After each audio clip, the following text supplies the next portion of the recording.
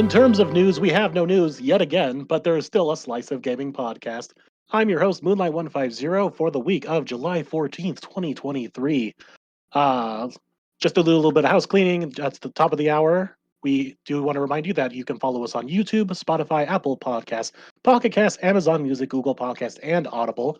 And to celebrate this episode on the YouTube channel, we just passed 700 subscribers. So thank you all for who have followed us. And if you haven't followed us, please consider doing so. We'd really appreciate it. So I think that's all things we need to do. We just move on to the introductions now because they're here and they're waiting. So let's start off with terrorizing people with a giant pair of scissors in a clock tower. It's dark. Hey, how's it going? Plumbers don't wear ties and neither does Fusion. We might not have news, but I'm here. It's Secret Agent Gex's rival, the Uncharted Wolf. Ready to talk games. And he's got the need for speed and he's most wanted. It's Jat. All right. Hello. Yeah, it's good to be here. Thank you so much for having me on. Jad is our special guest for this episode because Bench is on yet his another vacation after he let all the dogs out. So Jad, introduce yourself just a little bit, like what kind of the games you are into and your platforms of choice. Yes, so the types of games I'm into, well, definitely a lot of 2D platformers. And I'm not going to name names, but there are certain friends that I was around that got me into JRPGs. So I'm very much into those. And and also survival horror, because I also love Resident Evil. And as for the platforms, I play on Series X, Switch, and I got a Steam Deck. Oh, you love that Steam Deck. Bro's a certified gamer, bro. Yeah, he loves that Steam Deck. Yes. All right, so that's all for the introductions. And so we do have another light news week because it's probably just the summer lull after E3 is still kicking around. And I think everyone's just getting ready for the fall season. So we're just going to cover a bunch of small topics. We do have a fun discussion topic we do at near the later half. But we will move on to our little bit of news today with the Uncharted Wolf. Yep, as Moon was alluding to, we have pretty much a dead news week. This is even worse than last week, and last week seemed dead in and of itself. But this week was very much like headlines, kind of for the sake of headlines, honestly, if I'll be real with y'all. I guess our first big headline, though, is probably the one that everyone was going to be talking about, and that's that Microsoft beat the FTC in court. This comes from Tom Warren over at The Verge. A California judge is allowing Microsoft to close its acquisition of Activision Blizzard after 5 days of ruling testimony. Microsoft still faces an ongoing antitrust case by the FTC, but Judge Jacqueline Scott Corley has listened to arguments from both the FTC and Microsoft and decided to deny the regulator's request for a preliminary injunction. In a ruling submitted today, Judge Corley said the following: Microsoft's acquisition of Activision has been described as the largest in tech history. It deserves scrutiny. That scrutiny has been paid off. Microsoft has committed in writing, in public, and in court to keep Call of Duty on PlayStation for 10 years on parity with Xbox. It made an agreement with Nintendo to bring Call of Duty to Switch, and it entered several agreements to, for the first time, bring Activision's content to several cloud gaming services. This court's responsibility in this case is narrow. It is to decide if, notwithstanding these current circumstances, the merger should be halted, perhaps even terminated, pending resolution of the FTC administrative actions. For the reason explained, the court finds the FTC has not shown a likelihood it will prevail on its claim in this particular vertical merger in this specific industry, may substantially lessen competition. To the contrary, the record evidence points to more consumer access to Call of Duty and other Activision content. The motion for a preliminary injunction is therefore, in all capital letters, denied. Now, we had that headline earlier this week. And a small little thing that I wanted to mention as well. CMA is to pause litigation in the UK. Benji Sales over on Twitter had the actual statement. After today's court decision in the US, our focus now turns back to the UK. While we ultimately disagree with the CMA's concerns, we are considering how the transaction might be modified in order to address those concerns in a way that is acceptable to the CMA.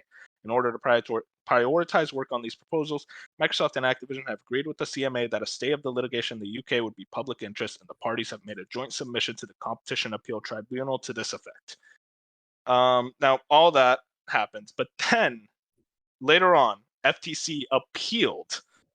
This comes over from Jay Peters and Tom Warren over at The Verge. The Federal Trade Commission is appealing a recent U.S. federal court order that cleared the way for Microsoft to purchase Activision Blizzard. The FTC filed its opposition to Judge Jacqueline Scott Corley's decision, asking for a deal to be paused once more, this time by the Ninth Circuit of Court of Appeals. Now, that happened, but earlier today, we finally got the last thing. Charlie Entel over on Twitter put this: breaking, the Ninth Circuit Court has denied the FTC's appeal request for an emergency injunction. Microsoft can close the Activision Blizzard deal in the US after today. So I talked a lot there, but basically the gist of it is the deal is going through. And I guess I want to run down the panel, how everyone's feeling. Dark, you're probably the one that's been following this story the closest. How do you feel? So everything kind of went as like most people predicted it would. The FTC though, I don't know what they were thinking. They just went from one loss after another, and it was almost as if they were like, I don't know, like everyone that was involved in this case was looking at the FTC, and even like judges were asking them like, what is the point of this? Because they had no argument. And it was really weird. But yeah, everything seemed to went as most people predicted it would, given how the cases went. Yeah, it's good to hear. Jet, did you have any thoughts on this? Yeah, so I'm glad that we're gonna not hear about this as much. Like, just as people who follow the gaming news, it's just annoying that like every other day you hear something or another. Like Jim Ryan said this, or Phil Spencer says this. But it's also nice as an Xbox consumer that you're gonna have more options on Game Pass. Oh yeah, no, I mean the Game Pass is definitely like one of the big things that they really want to bolster with this deal. Fusion, did you have any? Oh, sorry, good. Fusion, do you have any thoughts on this? Yeah. Overall, I still think it's odd that like so many people are celebrating it. Like I understand, there is some pros, mainly on the Xbox side, and like I'm happy it's over. We won't have to hear about it much, but I am happy with Game Pass and like all the games in the Game Pass. I just hope Microsoft is gonna do it right. They haven't done it right yet. I just hope we do it right. They get the IPs. They start. At this point, Xbox has everything. Let's put all the money you're making back into your franchises. Let's make everything better. Let's stop looking at publishers. They're not going to stop. They're going to Sega's next or something. But I just want Microsoft to take everything now after wasting this last. Well, I guess it wasn't a waste because they got them, but like the last 18 months, take everything after these last 18 months. Take all the money, throw them at IP, throw them at franchises, and just like make video games. Yeah, I'm pretty much right there with you. Basically, just like a lot of people kind of were of this idea that like, oh, now Activision Blizzard, everything, all these old IPs will come back. Now that it's like, there's no real guarantee that will happen. That's kind of always my viewpoint of it. That obviously I want Bobby Kotick out of the company, for being such an asshole. But also, is that even guaranteed that he's going to leave the company if Microsoft buys them? Are they going to get rid of him? That's not even. It was in the contract that if the deal goes through, he's gonna leave with like a golden parachute of an absurd amount of money. I forgot the exact number. It was. I swear it was at like 500 million. Yeah, you're set for life with this amount of money. Like he's getting the easiest out of his life. Also, I want to add on to what Fusion mentioned. In terms of Game Pass, the only thing Xbox is missing now is a Japanese publisher. But yeah, they're basically at the end of everything. They really don't need to get anyone else. I mean, they don't even need to acquire a Japanese publisher. They just need to get close to somebody like deals. Sega. They're going to get, as we can already see, they're pretty close with Sega Atlas. Yeah, I mean, like it's just in general, like I feel like acquisitions aren't even as needed as much as just partnerships. I feel like partnerships is what they really need to strive for. Yeah, and we do see that on the other side with Sony and Square Enix. Like I don't think we're gonna get like a big Final Fantasy on the Xbox ever because Sony and Square are so tight. Okay, so about Yeah, that's that, definitely. I don't know if you know like the situation with how like Final Fantasy works. Turns out every time there's a new Final, this is a story that came out a couple weeks back. Every time there's a new Final Fantasy, Square Enix puts it up on like pretty much like I don't know the word for it, like put it up on auction. Yeah, like an auction, like for who wants exclusivity on it. So in theory, if Xbox really felt like they could outpay Sony, even though like it's gonna be an absurd amount of money, mind you, but like they can outpay Sony for Final Fantasy. Is it weird that Square Enix is doing this? It's not like, oh yeah, we're guaranteed gonna give it to Sony. They're making people bet for it. It's really weird. But I guess that's how they like handling things. So I'm looking around. Okay, so I see something that says Kotick will stay on as CEO only until the deal closes. But that's on a Blizzard forum, so that's the only source I could find about this. The most trustworthy every- of news sites, Blizzard forums. Everything else is just like saying that if the deal fails, Bobby Kotick will stay under his position, but now we know that's not going to happen. We just don't know if Bobby Kotick will actually be removed. I'm going to see if I can look around a bit more. It was But back when I the guess deal was first announced that it came out like how much money he would be making and Yeah. like how he's leaving and all that. I don't remember the exact source, but it was like a couple years back. But it's a stupid amount of money. I do remember that, and I think what you're saying is like I don't think he will get removed. Like I don't think Microsoft themselves would ever remove him. If he leaves, it's going to be his decision. He's going to take the money and walk. Oh, I don't okay. believe like Phil Fairness. Spencer's going to walk in there and be like, I think "Get they're out." removing him. Yeah, I think that's exactly what they're gonna do. Okay, They're like, so "Get this the comes fuck out." This is from Danielle Partis over at GamesIndustry.biz. This was January 19th, 2022, so around the time when the deal was first proposed. Activision Blizzard boss Bobby Kotick is reportedly expected to leave his role at the company once Microsoft acquisition of the firm has completed. Both Microsoft and Activision Blizzard has agreed to the move, which may also see Kotick receive a payout of around. Just guess how much money he would get. I said 500 million, but I don't know. Yeah, that was going to be Close. my guess too. 390 million. So not as much, but still. Fucking hell. Dude What do you is set do for with life. 390 million? Like, Just it's a just like, family, that's like, question. His kids are gonna be fine. I swear to God, like, what do you do with that money? Hopefully he goes that's, into a hole and never comes out. But you know, oh yeah, we can all hope.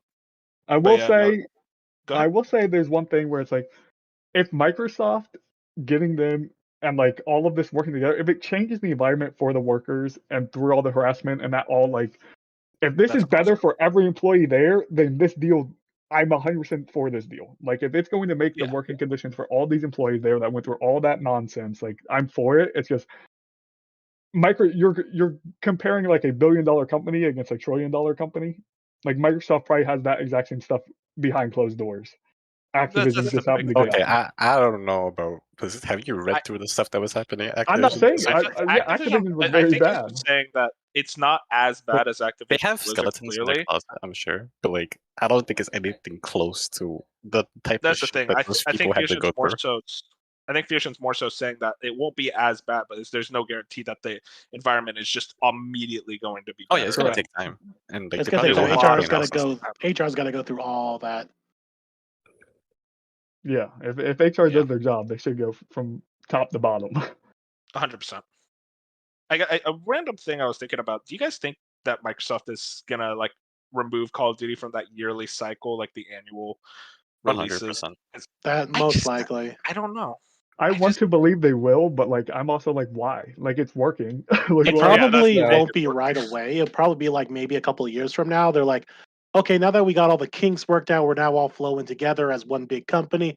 Now let's try the bi-yearly cycle of COD and get some of your other studios on some other things because we want to bolster Game Pass with some AAAs and some AAs. Because that's the main thing is they want all these studios to just make a bunch of Game Pass filler or not filler because that makes it sound bad, but just like a constant flow of content. And when you have more developers, then you have more developers to make some, some smaller stuff like your what's the game that everyone mentions, Pentiment and all that, and Grounded, just like these side projects.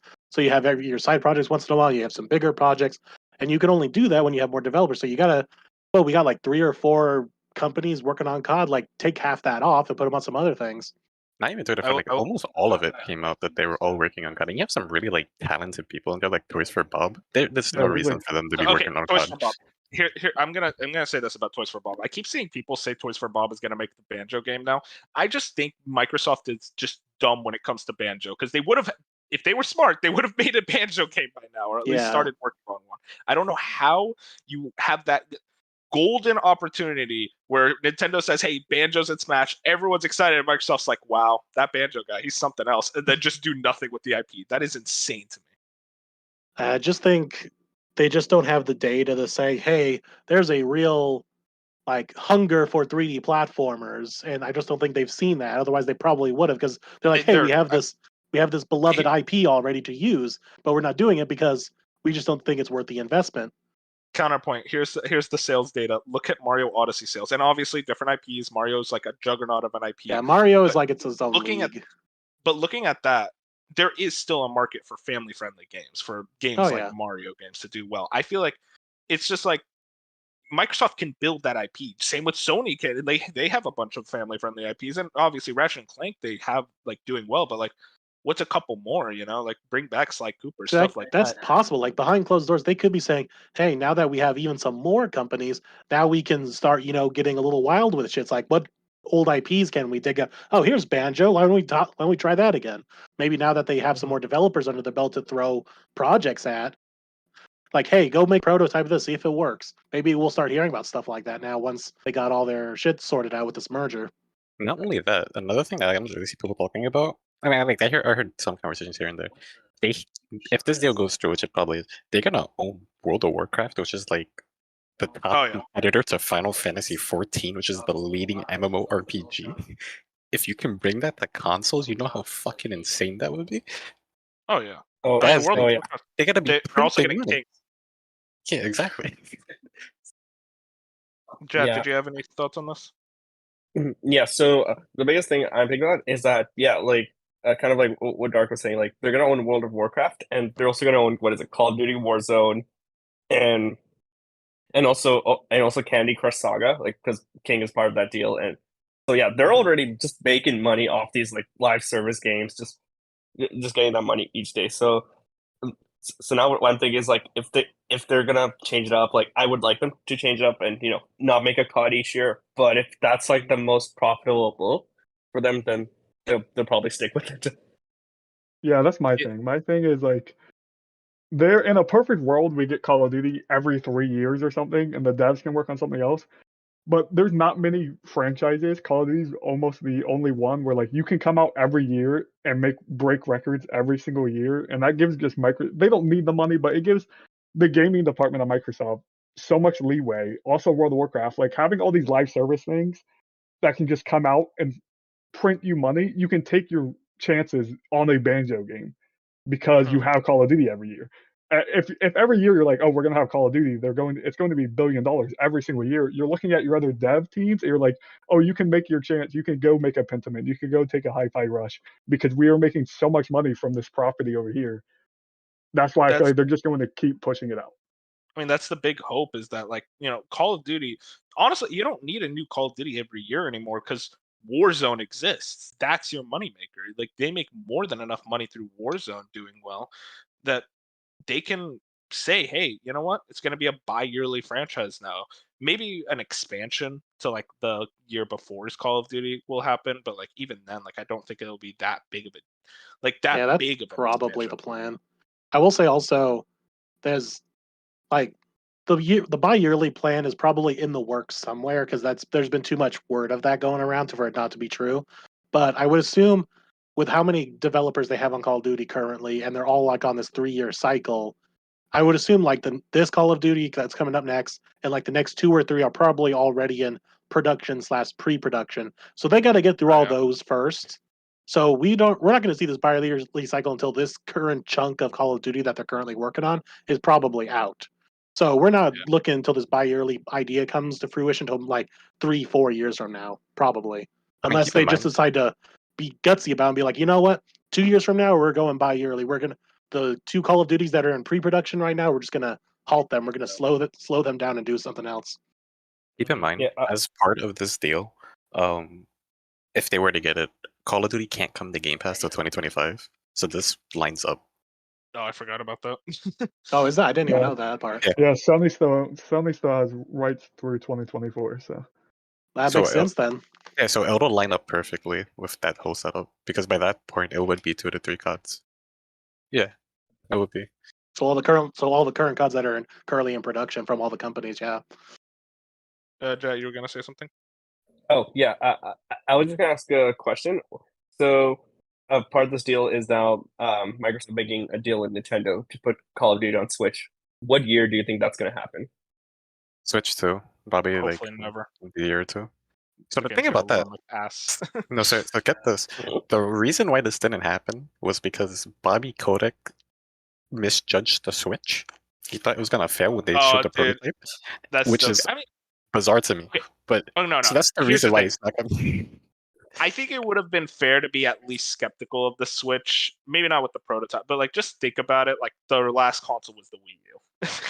I mean, that's Yeah. fair, but like, Yeah, it was the Wii U, and I'm how pretty sure long the has Call this- of Duty sales on that were terrible. how long Oh, has they the were Switch been awful. out? And the Switch sales are like the most ridiculous thing I've ever seen. Oh no, you said this was prototype though. Like back. Oh, yeah, he said the prototype, but he didn't update like his way of thinking ever Oh since yeah, the no. prototype. Yeah, it's like you would think after the first year of the Switch, it'd be like, oh, okay, this console when they- actually works. when Let's they get the next asked- Call Yeah, of for sure. Duty on there. When they asked him why didn't he do it, that's why he mentioned like, oh, when I seen the prototype, I'm like, it's been years since then.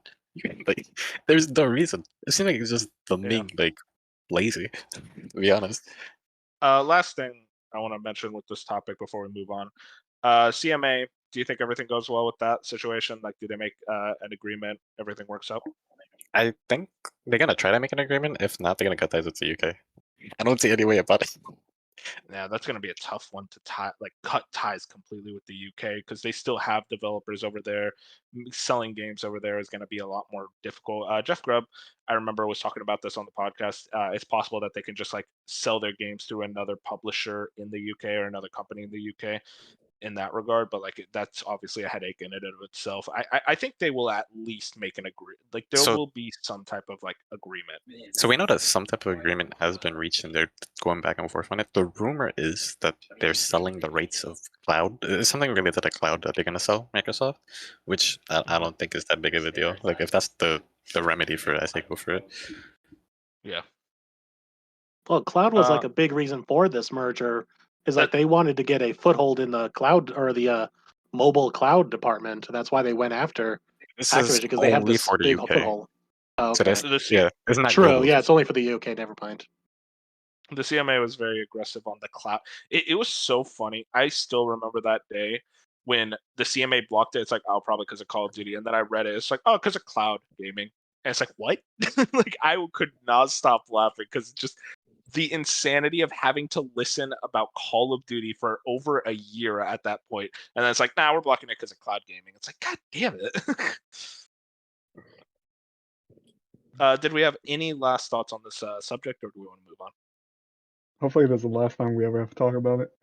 God bless. No, we'll talk Yeah. about it when We they can talk just about it dump next all week the when games they- on Game Pass. Yeah. Yeah. When the deal goes yeah. through, we're gonna talk about it. Yeah, the only time I would ever want to hear about this again, if ever, is if Jim Ryan challenges Phil to a UFC fight. But that's it. Oh yeah, Phil wins. Yeah. You see Jim? You see the way Jim holds a controller? That shit's fucking He's a depressing. gamer, bro. Plays point and click adventure games maybe, but I don't know about anything else. Alright, well It's a I guess that's double-edged everything. sword. Because we like Say again? if it's a double-edged sword because we know that Microsoft is still gonna look and probably pick up somebody else, and the same thing with Sony. Meaning we're gonna have to go through all of this again. I mean, Well- hopefully not of this scale. That's the Yeah, No, it it's would not- never it's be. not- on One this it's that scale. nothing would gonna take be like like- over a year to do. It's not gonna be like Take-Two or anything like that, but they're probably like it's No. looking like Sega is like they got their eyes on them. So if they go for that's gonna be a big headache. If they go for anyone's, that'd be a fucking big headache. I'd be like, oh boy, here we go again. I mean, the big thing, I guess, I'm sorry, just the one thing is that buying a Japanese company as a Western company is extremely difficult. Like it That's is true, a but it's not process in impossible itself. like people think as It's it not. is. It's not. No, it's not impossible, but it is extremely difficult. And if I was Microsoft, I'd be like, I don't want to go through this headache. If I was Satya Nadella, I'd be like, Phil, don't go through this headache again. Just make deals with Sega on Game It Pass. depends That's all on you need to do. It depends Like, on I don't how much think money they they get make. enough out of- Does that come down to money? I don't think they get enough out of buying them. I think it's better if you just Do the make deals on Game partnerships. Pass. Do the Game Yeah. Pass. Just treat them more how than like enough. Sony treats Square Enix. Like just do that Exactly. with them, and you're gonna make money. That's exactly what I think. Yeah.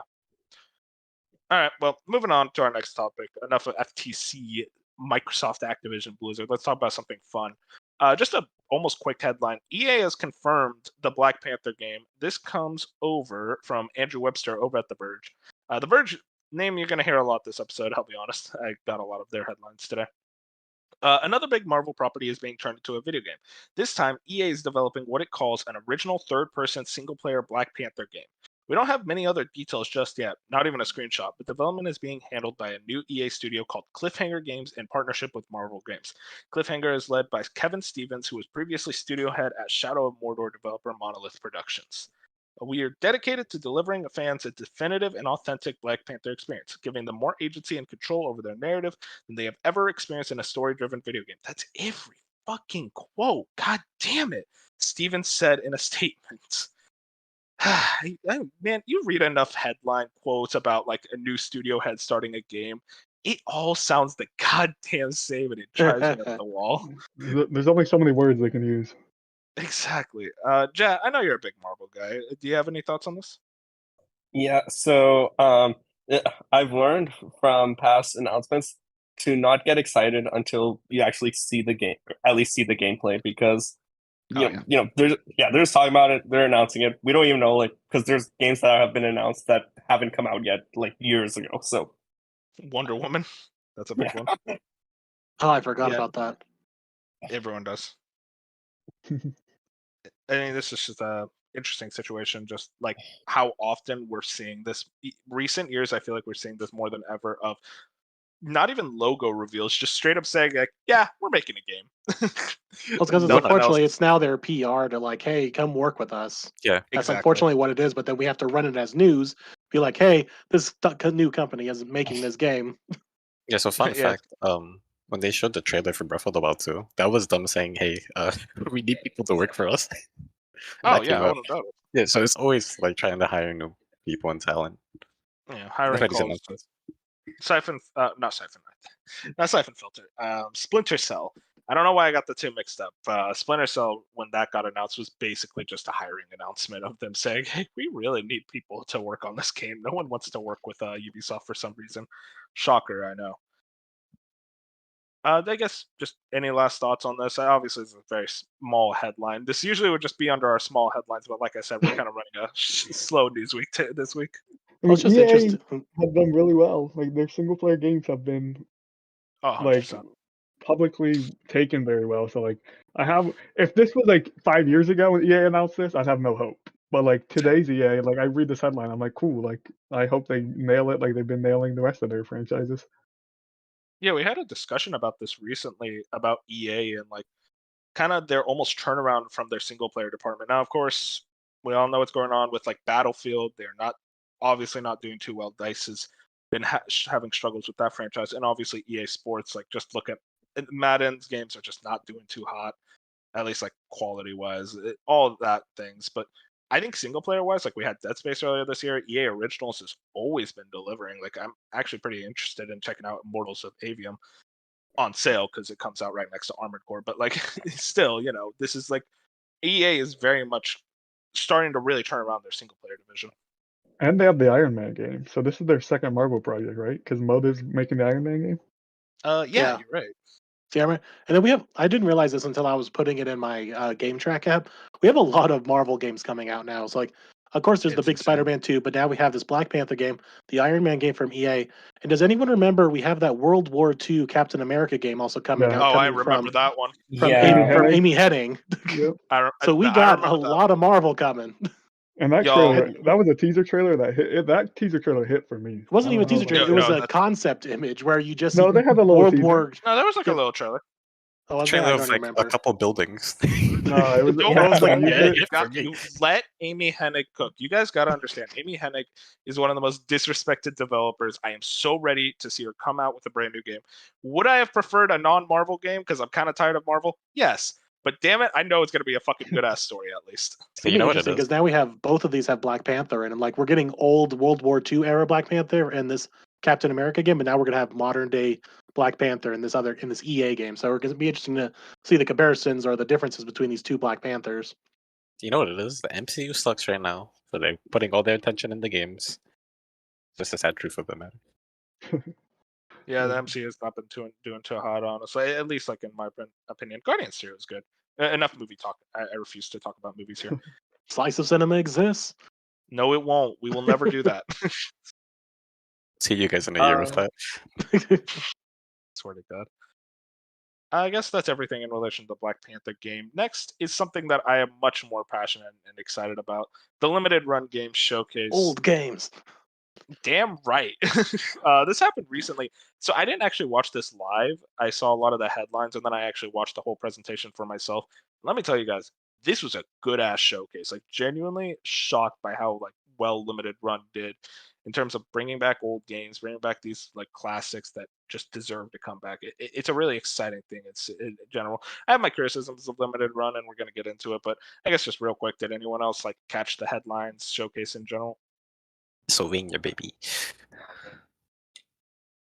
Disrespectful. No, this is like so far out of my loophole. Like it's just I have to but you side don't with like Fusion old here. games. Yeah, I'm with Fusion here. It's just like, it's neat, but it's nothing for me. These are the people I podcast with. All right. dude, Future's like, if the game's old and runs yeah, like 30 you could If it's probably older than a can't be year, for me. they might be less than 30 FPS at this point. So I don't know. I'm not even looking at them. Look at him, they fucking the okay. disrespect. You say that a lot of old games actually ran at 60 FPS.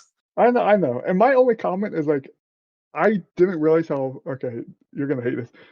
The only way I heard of Gex, like the Gex games, was because like Kyle Bossman always talked about them. And I thought they were like good games. I thought they were like some games that everyone loved. And then I recently learned that no, they're just really bad games that everyone likes to just talk about. Hey, let's calm down. Let's calm down. They're just Gex- memed like bad games. Gex games are not bad games. All right? I haven't played them, but I know they're not bad games. Wait.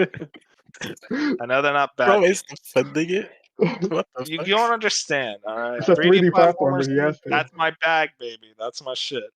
No, I think this is cool. Like I had no idea this was happening, and I think like there's definitely a huge group of people that saw this and this like made their entire summer when this like little showcase appeared. So I think that's cool for them. And like some of the one Castlevania of them. games, they interest me. Like I look at that We'll get Castlevania it. stuff and I'm into like, those look cool. Speaking of Castlevania, that's what they actually started with. I just have highlights. I don't want to go over the whole thing. Castlevania Advanced Collection physical copy announced. Pre-orders July 28th.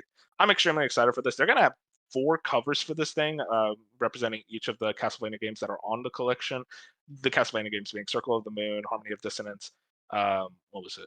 Harmony of Dissonance, Aria of Sorrow, and the garbage game Dracula X. I hate that game, but even then, it's another game that's going to be on there. I played the Advanced Collection when it came out, like what was it, like 2021. Love those games. They're all incredible, except Dracula X. Never touched that thing. Rondo of Blood is better, but just in general, I think this is overall just a W. Except for the fact that limited run is very long with their wait times. I'll tell you guys right now, I ordered the Symphony of the Night Collector's Edition when they were doing the physical version of that, where it was like the collection for Requiem. And I didn't get that until like summer, like literally this month, or no, last month is when I finally got it. And I ordered that January of 2022.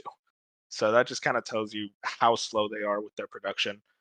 I hope this is a quick turnaround because I just want to get the Switch copy of the game. So hopefully it's not too long. We'll see. Moving on.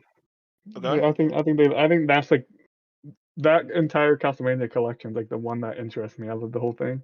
And like you guys keep telling me to play those games, so at some point I gotta. Symphony of the Night is a game of all time. Okay, I will say that's the one you guys keep telling me to play. I will not hear any disrespect on that game's name. Yeah, Symphony is a perfect. Okay, but the thing is, though, Symphony of the Night is not part of this collection. Yeah, why is it not in there? So already did one. No, they did the earlier collection. That's what I was talking about. The like, only I'm just problem talking about Castlevania in general. Like, they started its own genre of this fucking thing. Requiem collection, the biggest problem with the Requiem collection, which was Symphony of the Night and Rondo of Blood, is that it came out, or no, what's it called? It only came out on PS4. And it's still exclusive, which is really weird that it's not on Switch, or at least Xbox. Oh, okay. But I recommend, if you're going to get into Castlevania, play the Requiem collection. You get the best 2D platform in Castlevania with Rondo of Blood, and you get the best Metroidvania with Symphony of the Night. It seems like a very Konami thing to just keep an entry of a big series just locked on one console and forget about it. I think they genuinely just forgot about it. Like, I feel like they were going to port it to Switch, and they were like, oh, yeah, that's too late. If you really want to, you can get Symphony of the Night for like $5 on Xbox and play it through backwards compatibility, and it runs perfectly. It's the same. I mean, it's the same version. Like, it's not like Requiem added anything. Requiem is based off the actual PSP version of the game, if I remember correctly. And I think the Xbox Live Arcade version it's based on the PS1 version, but I might have gotten that mixed up. As you can tell, I'm way too much of a Castlevania fanboy. You can play it on your phone. I mean, if you're a clown, you can play on your phone. Next game they revealed is another Metroidvania series I'm definitely a big fan of. Shantae Advance Risky Revolution. This is a lost sequel to the original Shantae, released for early 2024. So if you don't know about this was originally a Shantae game. The first Shantae game was released on Game Boy Color, and they were making a new one for the Game Boy Advance, but it never got finished. And now they're apparently going back and they're going to actually get the original developers. They're going to finish that game, and that is really exciting. They're actually going to release it on an original GBA cartridge, from what I've been seeing, which is pretty cool. Hopefully, they do have like just a digital version and like a Switch version in general for people who don't have a GBA, which is probably a lot of people, if I'm being honest. But I'm one of the weirdos. I have a GBA, so for a fact I'm going to grab that day one on GBA. But yeah, this is a pretty awesome announcement. I'm a big fan of Shantae. Any other Shantae fans here? I never played it, but I always wanted to. It looks like I have Half art Genie design. Hero on my PlayStation. I need to play it at some point. They are great games, genuinely, like great Metroidvanias. I highly recommend them. Yeah, I didn't know that Shantae was one of the games announced until like you just mentioned it, and then I was just texting my sister because she's a big Shantae fan. I was wondering who was Oh, texting. Yeah. Yeah, come on, man. That's fine. But yeah, Shantae, that's definitely something I'm gonna be checking out. I didn't play the most recent Shantae game. I forgot what it was called. It was like Seven. Fake fan. Yeah, Seven Sirens, something like that. But the problem is, though, Seven Sirens is a disappointment to most Shantae fans because they dumbed it down a lot, because originally it was an Apple Arcade exclusive, and then they finally ported it later on. So it's very basic compared to like That's why Half I Genie didn't Hero play and it. stuff like that. It didn't review well. So I'll tell you this right now: Half Genie Hero is kind of disappointing to me. I forget what it was called. It was Shantae and the Pirate's Curse. That's my favorite. Shantae and the Pirate's Curse was like kind of the perfect blend of the Metroidvania style. I played that on 3DS back in the day. Played it again on PlayStation. It is like the best way to play those games. It's the best entry point, I would say. But also, I don't think you would go wrong from Half Genie Hero. Half Genie Hero is actually probably a better entry point now that I think about it. Especially that art and animation is unreal. It's genuinely a very beautiful game. But yeah, that's about enough on Shantae. Next game I wanted to highlight, RZ, the Jewel of Faramore, Zelda CDI inspired game. 2023 day. I just thought this was funny because if the last games you want to get inspiration from is the Zelda CDI games, but this looks like it's much more in a funny, like just making fun of the cutscenes, and the actual game itself looked fucking incredible. This is something I might check out. Depending on when it releases is definitely a big thing, but big fan of the style of it, I guess you could say. Yeah, this is the only thing from the showcase that kind of interests me, mainly because it's a new game, even though it's a spiritual successor to old games. So it'll come down to how it plays and like what that game actually is. But because it's actually like a new game, and like I'm interested in it. There was a couple other new games, but yeah, I didn't know there was also gameplay. I need to check that out. Oh yeah, it looks great. Next thing, Plumbers Don't Wear Ties getting a physical version. Pre-orders open in September. Have you guys ever heard of Plumbers Don't Wear Ties? I've heard of it. I'm my first time hearing about it. Don't know anything about it, but I've heard of it. Plumbers Don't Wear Ties is genuinely one of the funniest games of all time. It is a game released on the 3DO, and it is a visual I don't know what you would call it. It uses live action video, right? Yeah, it's an FMV game where you make choices, and it's like a romance thing. There's a guy in a chicken suit. A lot of my memories of this game are very hazy, I'll tell you right now, but it is a spiritual experience. I highly recommend watching the Angry Video Game Nerd episode on it, because that still ages well. It's absolutely hilarious, and isn't it also like borderline porn in some ways? It's pretty close to porn, I'll be honest. Yeah. That's why you played it. No. Fusion's talking shit. He's heavily like intrigued right now. Next game we have. Go ahead, Jet. I'm so sorry. Oh no, I was gonna say because now it's releasing on consoles, so you can play it, and then your parents will come home one day and see it on the TV. That's what I'm excited for. Next game up, Double Shake. this is an interesting title. This is a Klonoa PS1 platformer-inspired game released for 2024. This looked like it has a lot of style. Recently, I actually played through the Klonoa games for the first time. Great games, outdated in areas, but I still had a lot of fun playing through the Reverie collection. And looking at this game was just very much like that 2.5D platformer that I'm a huge fan of. Jet, do you have any interest in it? I know you're a big platformer guy. Yeah, so I'm a big platformer guy. I've heard of Klonoa, but I've never actually gotten into the series. And and for this one, I haven't looked into the game actually too much. Yeah, no, that's fair. Yeah. I would check out a trailer because it genuinely did look like a pretty interesting game. One I'm definitely going to keep an eye out for. I'll say that much. Next up, Clock Tower, early 2024. This is a classic Capcom survival horror game. If I remember, it was Super Famicom. Never got an English release, which was a very interesting thing. But this is going to be the first time it's actually going to get one. From what I've been hearing, it's also apparently going to be getting extra features, bonus stuff, all the shebang. It looks really interesting. I might check it out. I'm not really the biggest. It I would doesn't also look watch the too Angry much. Video Game Nerds video on this. Yeah, that was a really good one. It's a Thing very is, though, fascinating. I was interested in like when I heard remake, but then I hear it's just they're kind of just adding a little extra flair to it. They're not actually like remaking the game. It's still going to be its old Yeah. 16-bit game that still functions the same way. So there's no like quality of life features added. So I'm just like, so then I lost interest. I imagine they'll have some quality of life features, but nothing like on the scale of a full remake. I will tell you guys right now, Clock Tower is a funny game because they released the sequels and stuff in the US. Those games are rare. They are some of the rarest PS1 and PS2 games, like Clock Tower 2 and 3 and stuff. Like they are genuinely like kind of holy grails of those consoles collecting sphere. Always wanted to get a copy of them, but they are way outside my budget. Next up, we got Tomba. So I tried watching the trailer. It very much looks like it's going to be a re-release, a remaster of the classic Tomba games. This is extremely exciting. Tomba is like one of those games that hasn't really gotten much attention as of late, which is just kind of sad because they are genuinely great games. I played a little bit of them and I had a lot of fun. I always think about Tomba, if you remember that game, as it kind of being like almost like 2.5D, really cool art style, and they have a lot of charm. I'm really excited to check these games out when they come out. 2024, as it says. Next up, we end the show with Gex Trilogy. Obviously, Gex is a very popular name from a certain YouTuber, Scott the Was. Very popular, bringing it into the spotlight, I guess you could say. Gex, I'll tell you right now, I am out of my mind excited to play these games. I know they're probably going to be bad, but hey, you know what? I love my 3D platformers. I'm going to love them regardless. You said they weren't going to be bad, though. Say again, Fuchsia? You said you never played them, but you knew they weren't bad, but then now you're saying they're going to be bad and you're going to play them.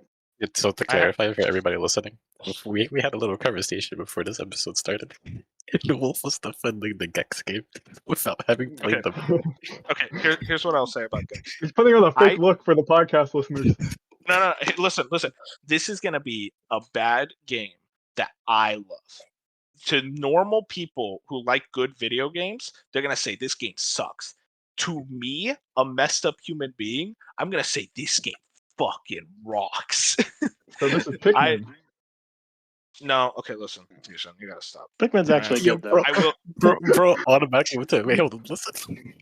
Where did this Pikmin? I could kick you off the podcast just now. I mean, like, where did the stray come from? The way you were explaining it, in my head, I was just picturing Pikmin. Bro, how do you pick?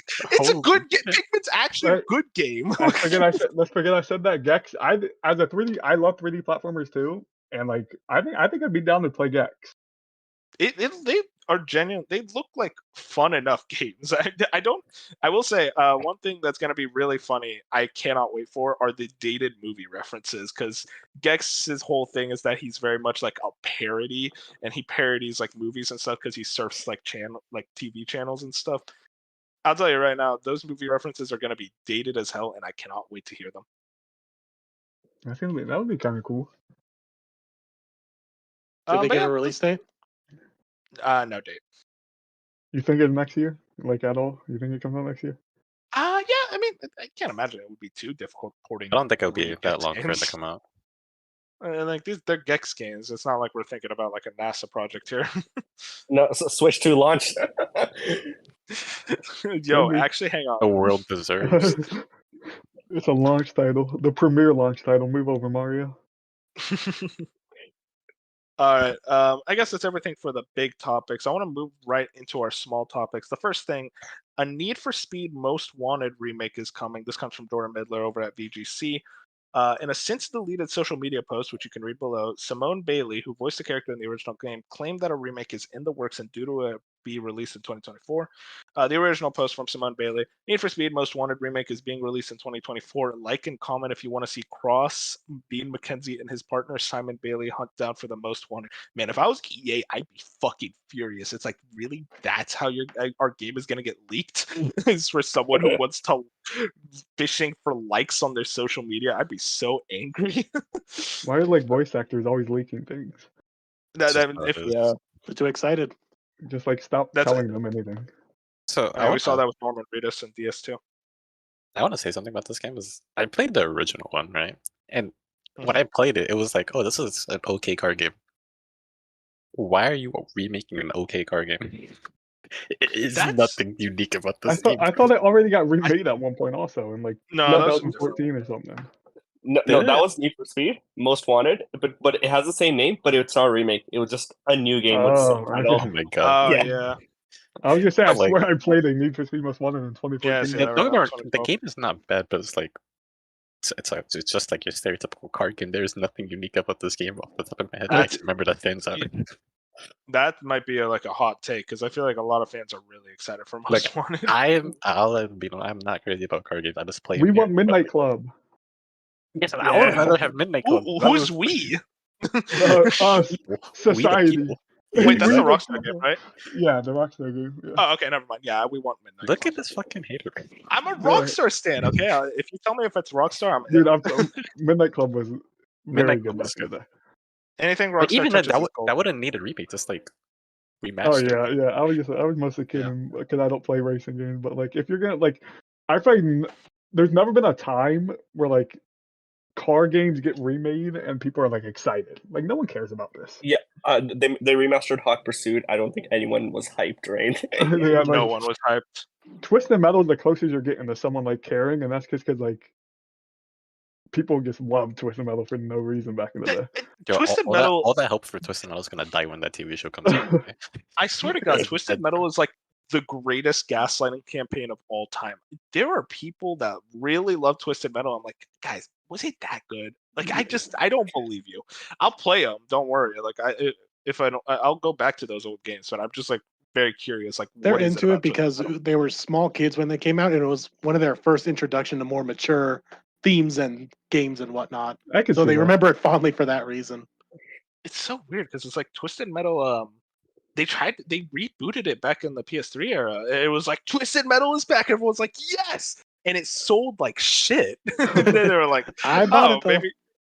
And now they're trying to bring it back again. It's like, you have so many other IPs. Why are you giving Twisted Metal 2 opportunities to come back? But yeah, that's everything in the Need for Speed thing. Also, looking at the Wikipedia page, there are a lot of Need for Speed games. I'm genuinely Dude, kind of there's a- shocked by that. It's There's like been, all like, the other 7 car games like Forza and Gran Turismo and all that. They're all just cars. And they're Yeah. all the Need for Speeds are like you just running away from the cops. Yeah, I swear. Not It was Hopper too. You play as the cops in that one. yeah. Oh yeah, I remember that. Say again, Jack? I was gonna say, I remember like the 2010s. You know, there'll be every year you get the same as you get the same Assassin's Creed, you get another COD, and a Need for Speed. Yeah, for people Yeah. saying that like our current era is worse because it's all just the same games. Like y'all did not live during the 2010s era. It was very much we were getting the same games. Like it's every era of gaming. We just remember the good stuff. But yeah, that's everything for the Need for Speed story. The next thing I wanted to jump into, this is something that I know Fusion is very passionate about, and that's the fact that Major Nelson is leaving Xbox. This comes over on Twitter from Major Nelson himself. After 20 incredible years, I have decided to take a step back and work on the next chapter of my career. As I take a moment and think about all that we have done together, I want to thank the millions of gamers around the world who have included me as part of their lives. Also, thanks to the Xbox team for trusting me to have a direct dialogue with our customers. The future is bright for Xbox, and as a gamer, I am excited to see the evolution. Thanks, and I'll see you online. Larry Herb, P.S. The official Xbox podcast will be taking a hiatus this summer and will come back in a new format. Obviously, there's a lot to say here. Fusion, you seem to be very much the most passionate about this, along with Dark.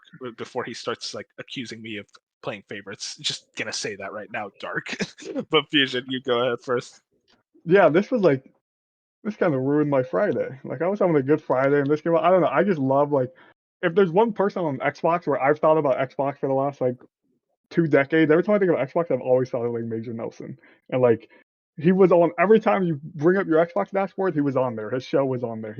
He's one of those dudes where I feel like on the PlayStation side, you really didn't get like a Major Nelson ever. Like they've never really had that face where like Major Nelson was the guy that like every fan wanted to meet. Like when you were an Xbox fan, you're like, I want to meet this dude, or like I want to go to E3 and meet Major Nelson. He was just like he was so good at his job and just being that dude over at Xbox. Where like I'm surprised he wasn't even higher up on like the corporate ladder at one point because he was so good at what he did, and like it's just sad to see him move away. Hopefully whatever he goes to next, he like loves it over there, and I'm hoping this is his decision. I assume it is.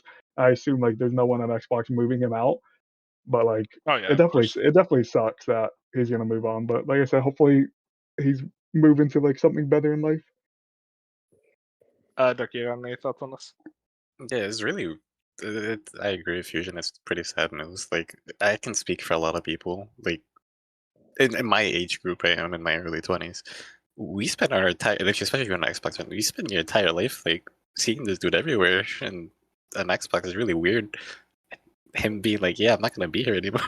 It's a really weird feeling. But I hope everything goes well for him, obviously, in his career, and with the way he decides to do it. He said he's gonna take like a break to be with his family, so that's always good to hear. But yeah, whoever takes his spot, if anyone, they have massive shoes to fill. I think Paris Lily should do it. Yeah, I've been Kinda hearing that funny. take a lot. I think Paris Lily would do really good in that role. I don't know if he would do it because he's like he does a lot of freelance stuff and he's like, but he works so close with Xbox already. I think it'd be cool if he took over. But they probably have someone in house already that they're already like moving on with. But that's the person like when I think of someone that could replace him, I think of Paris Lily.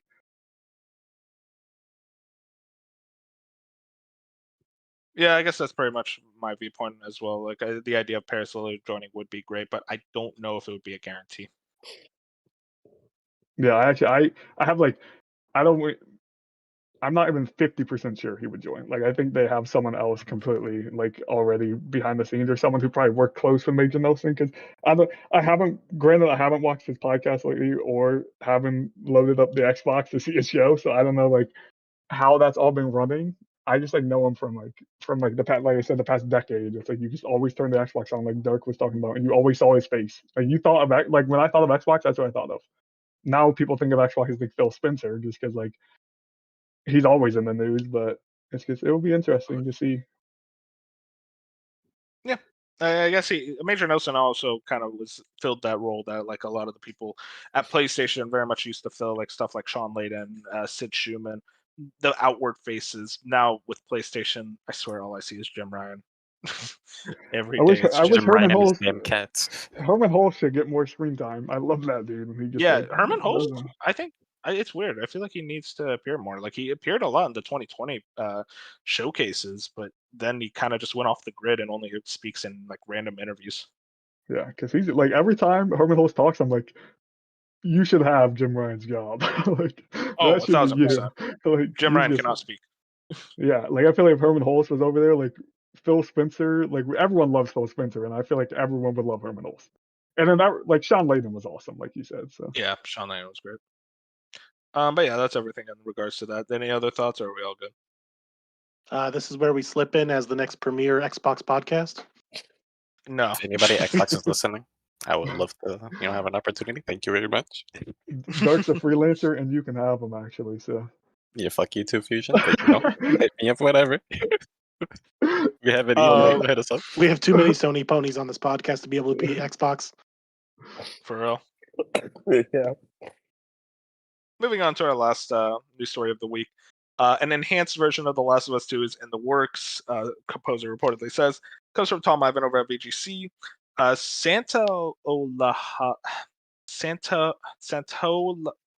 Fusion, do you know how to say this name? I don't. I would like if I heard it, I would say it because like I've seen his name so many times, but I honestly don't. No. The person who composed the original game and the franchise's TV adaptation for HBO. I'm sorry, no disrespect. I genuinely just have a hard time pronouncing names. The guy who makes the music. Exactly. Gustavo. Mentioned that a new version. Wait. Oh, it's Gustavo. Oh shit. Yes, Yeah. it Okay. is. Yeah. I know that was his last name. Yeah. Yeah. For some reason, they put Santuel. Whatever. Who also composed the original game and the franchise's TV adaptation for HBO, mentioned that a new version of Part 2 is in the works during an interview with Blender. During the conversation, one of the interviewers expressed his delight at playing the game and found out that Gustavo has a cameo in it. In the section in question, which can be found in the video below, the Argentinian musician can be found playing a song with Ren Coro.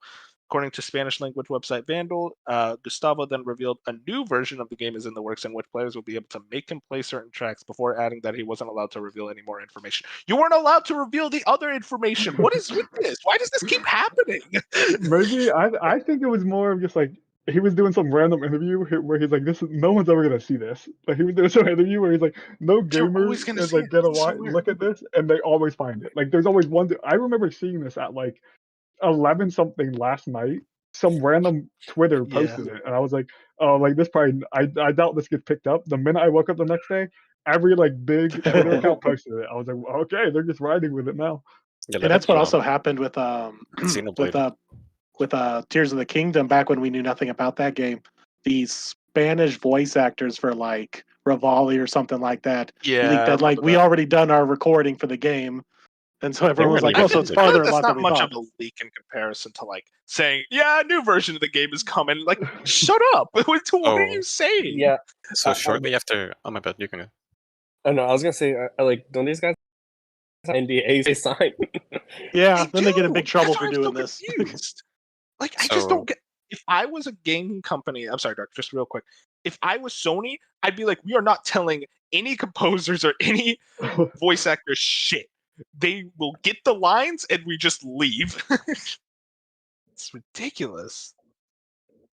People always find it. I mean, literally always. So back when Xenoblade 2 dropped, it was like, I think it was like a year after it dropped, there was the interview on a very small YouTube channel. I had like, it didn't even have 100 subs at the time, where they got an interview with one of the voice actresses. And she straight up said, "Yeah, there's a Xenoblade, like there's another game happening." And they found it, and that looks like a chain reaction of the game being announced. Yeah. From, I forgot who announced it, but like somebody officially leaked it. And like it was just a chain effect all coming from an interview of like a guy of less than 100 subs. I think now he has like 1,000, like 30,000 or some nonsense. But like, there's no escaping this. Like, we will find you. Like, I feel like if my viewpoint is, I'm just gonna like stop hiring voice actors. You guys are gonna have to read. We're gonna do the voice acting in house. Yeah, no, not even in house. You're gonna have to read it yourselves. We're going back to like 2000s visual novels, and that's they're gonna get the voice actors after the trailer comes out. Like I wonder if he woke up. If he woke up and he was like, "Wow, this is the headline everywhere." It's like I didn't think about this.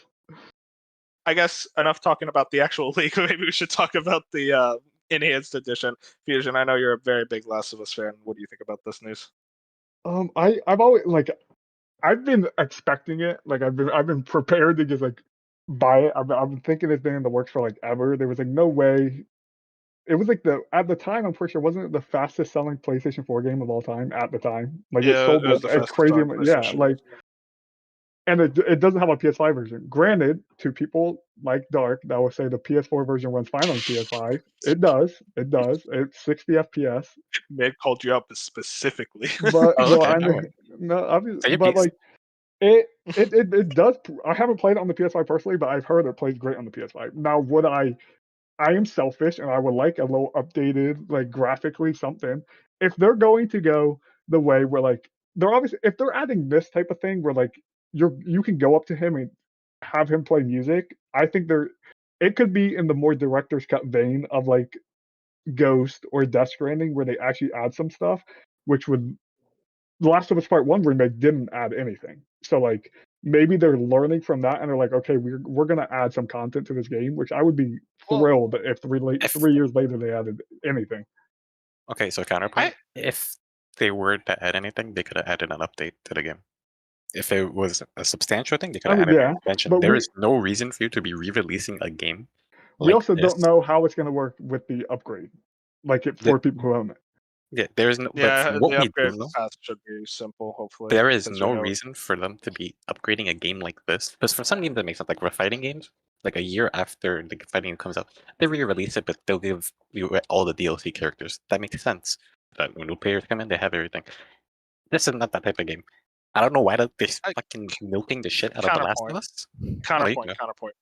Ghost of Tsushima and Death Stranding, when those got re-released, got a bunch of new content and like a lot of quality of life That stuff. could have been a fucking update. You didn't have to re-release. And They were not update things. They were legitimately like massive stuff, and also it was like barely an upgrade. Like it was like $10 if you already. That's what I mean. If you own the game, you pay $10 and got it. So like, if they do that exact same thing, I'm not saying it was DLC basically. But you're basically paying for DLC. If you own The Last of Us Part 2 and you pay $10, I assume you could get whatever they're about to drop, which is like, so you don't have to go out and buy the whole game. There's people who don't own the game and I want a PS5 case. I'll be honest. I have the PS5 Last of Us Part 1 case. I want the PS5 Last of Us Part 2 case now. So I just want that on the shelf. They're doing this enhanced edition, right? Well, do we know that for a fact they're gonna remake it? You're not gonna remake Part 1 and not remake Part 2. So what's the point of this? I don't understand. They're milking the shit out of this franchise, and there's rumors that they're remaking Horizon.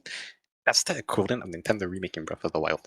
Do you see how dumb this sounds? We do not need I still this. don't believe the Horizon remake's real. At this point, I think Horizon isn't a thing. I can't believe that would be a thing. If it is, then yeah, I'll scrutinize it. But at the end of the day, they're right. Right now, they're just rumors. Yeah, exactly. I'm just gonna keep it at that. But I'm not a fan of this direction that they're going in. That's all I'm saying. I never minded it if they add stuff like they did with Ghost of Tsushima and Death Stranding. I only have to pay $10 extra. I'm fine with it. I don't care. And also Uncharted, they did the same thing. Oh yeah, Uncharted. I should have known that. I am the Uncharted wolf. Huh? Fake fan, bro. I say, yeah, they did, and it was like $10 or whatever, right, for the Uncharted stuff. Or it might have been even like. If you're a moron like me, you could just buy the game again. Physical copy. I bought the game again, but hey, that game was only $50. Remember, that game was only $50. Oh, I know. I got it for $40. I'm good. But that. And they did even something. Didn't they do where like if you own Uncharted 4, you got like Lost. I forget what they did it in a even nicer way, where like if you owned one of those games, you got like. Oh yeah, you got the other one for free. Yeah, like. I think it was cheaper as well. And that's Naughty Dog. So like we can go back to the Part 1 remake and how like blah blah blah $70 no upgrade all that, but like Naughty Dog just did an Uncharted thing, so we could see if they're smart, they would just do the Uncharted thing with Last of Us. Yeah, at the end of the day, there'll be an upgrade path. But also, sorry, because the other I was thinking on the other side where like the reason why I think Death Stranding goes to Tsushima, those got the $10 thing. It's because they came out, I think, was it 2021, where it was still like not too far after the PS5 had just launched, and they're getting PS5 or PS4 owners. So I think that because enough time has now passed where more people have PS5s and there's like not a supply issue, I think they could go with that Last of Us 2, just rebuy it for PS5. Yeah, they definitely could. It would make money. Yeah, and the show. Yeah. My question is, I've been thinking, if this is real, does it come out this year? This holiday? I think it comes out this holiday. Next year. It's still early development. Oh, and another thing too. This could have come out with Factions, but that got fucking kiboshed. If that came out with Factions, I'd be like, okay, you know what? Factions. Yeah, guess what? That shit don't exist no more, bro. No, it exists. Like we got Part 1. We got Part 1 last holiday, so I feel like for some reason we're gonna get this holiday. Because we're obviously gonna have Spider-Man. Because you think last year the second half for Sony was it was God of War and then Part 1, and I could see this year being Spider-Man and Part 2. And then Factions is a 2024 game if it ever comes out. You know, man, Factions is not coming, bro. I'm telling you now. No, I think it happens. I have full faith in Naughty Dog. Like I think that entire story got blown over.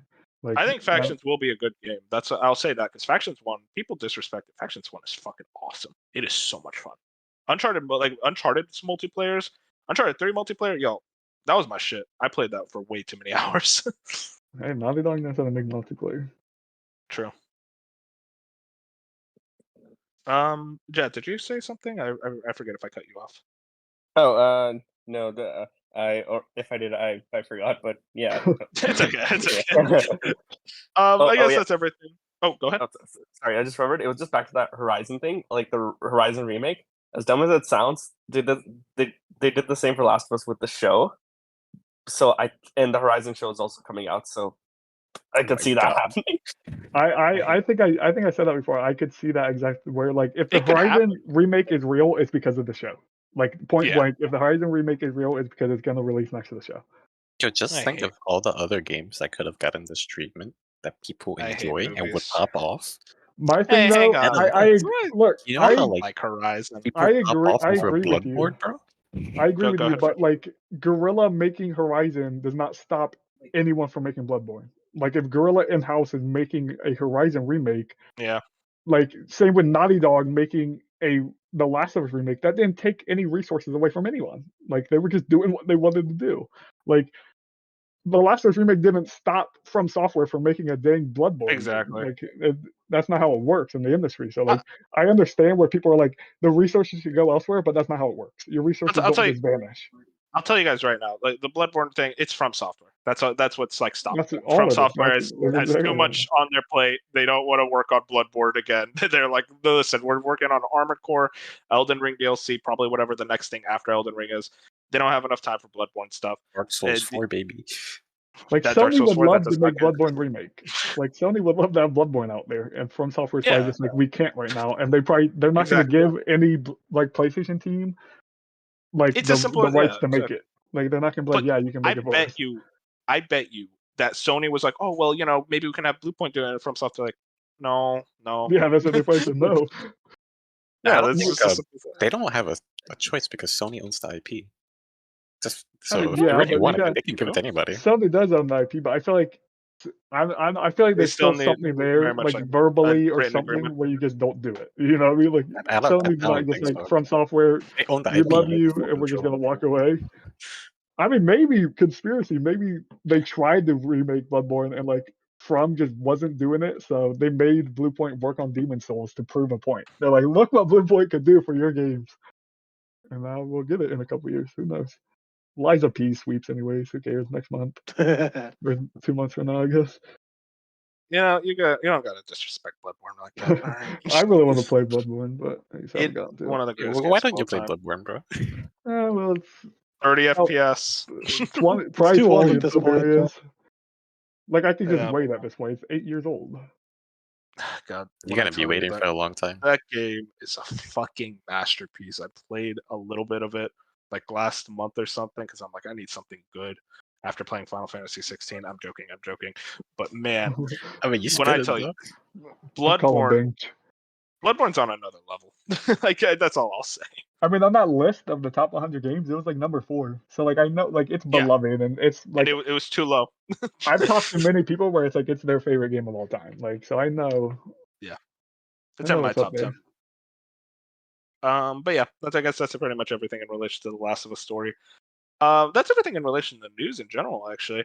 Like I said, very short news week, but actually we talked quite a bit about news, honestly, this week. So shout outs to us, honestly. There's never a short week with us. Yeah, we're very talkative people, and I like that about us. Moving on to our topic. Argumentative, damn right. Our topic of the show. We were thinking a lot about what our topic this week would be, and we just kind of like spitballed, like, what about our hypothetical dream IP, our dream game, I guess. What IP would we use? What publisher? What developer? Anything like that. We were kind of like thinking about like what game that we would personally want to make. Like, say you got $1 billion and everyone's agreeing to it. What is your game? And I guess I just want to go around the panel. We all have our own ideas. I'm going to start with Dark. What do you got?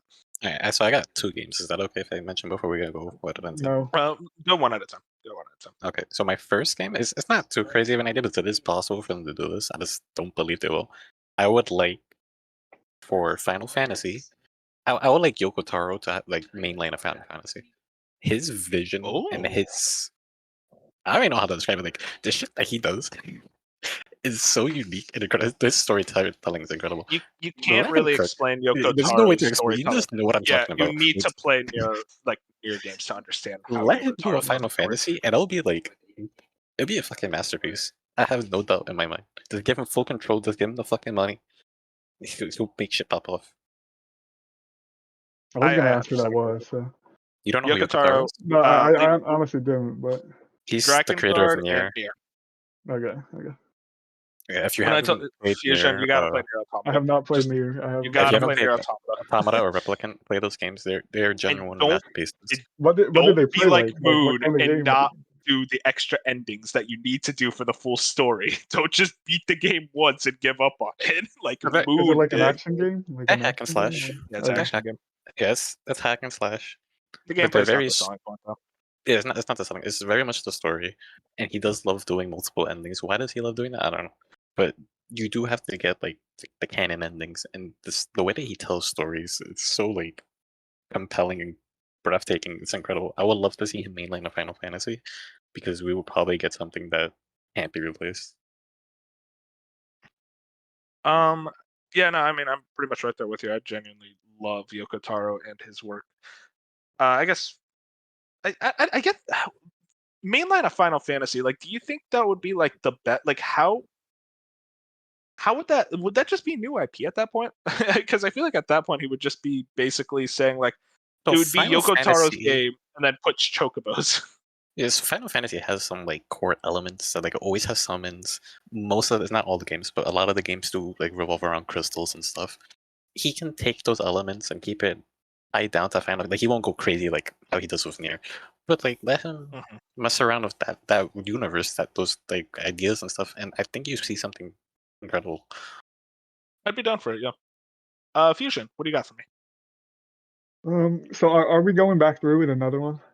Like if I have two, are we gonna go through or should? Yeah, 'cause just do your one. Do your one. Okay, do my one. We'll come back My one that's like I feel like everyone has talked about it at some point, but like the more I think about it, I just want, and it's like I want a Doctor Strange game from Remedy. Ooh, hang on. I love that I- idea. Wasn't feel that like rumored I for a love while? that idea. I think it was at one point, which is why it's so stuck in my head because I'm like, we should have got this. Like that would get like control, like Remedy, they just do weird things. Their storytelling is always so weird, and like Control, the abilities and Control for anyone who's played Control, which I feel like most of you have, Oh like yeah, I love it would that be game. so good for a Doctor Strange game. I feel like they would nail it. Like that's the one thing where it's like, yeah, we're over the Marvel stuff, but like if you're gonna give a studio, I feel like giving Remedy Doctor Strange is like giving Insomniac Spider-Man. Like it would just be Yeah, a perfect apparently- match.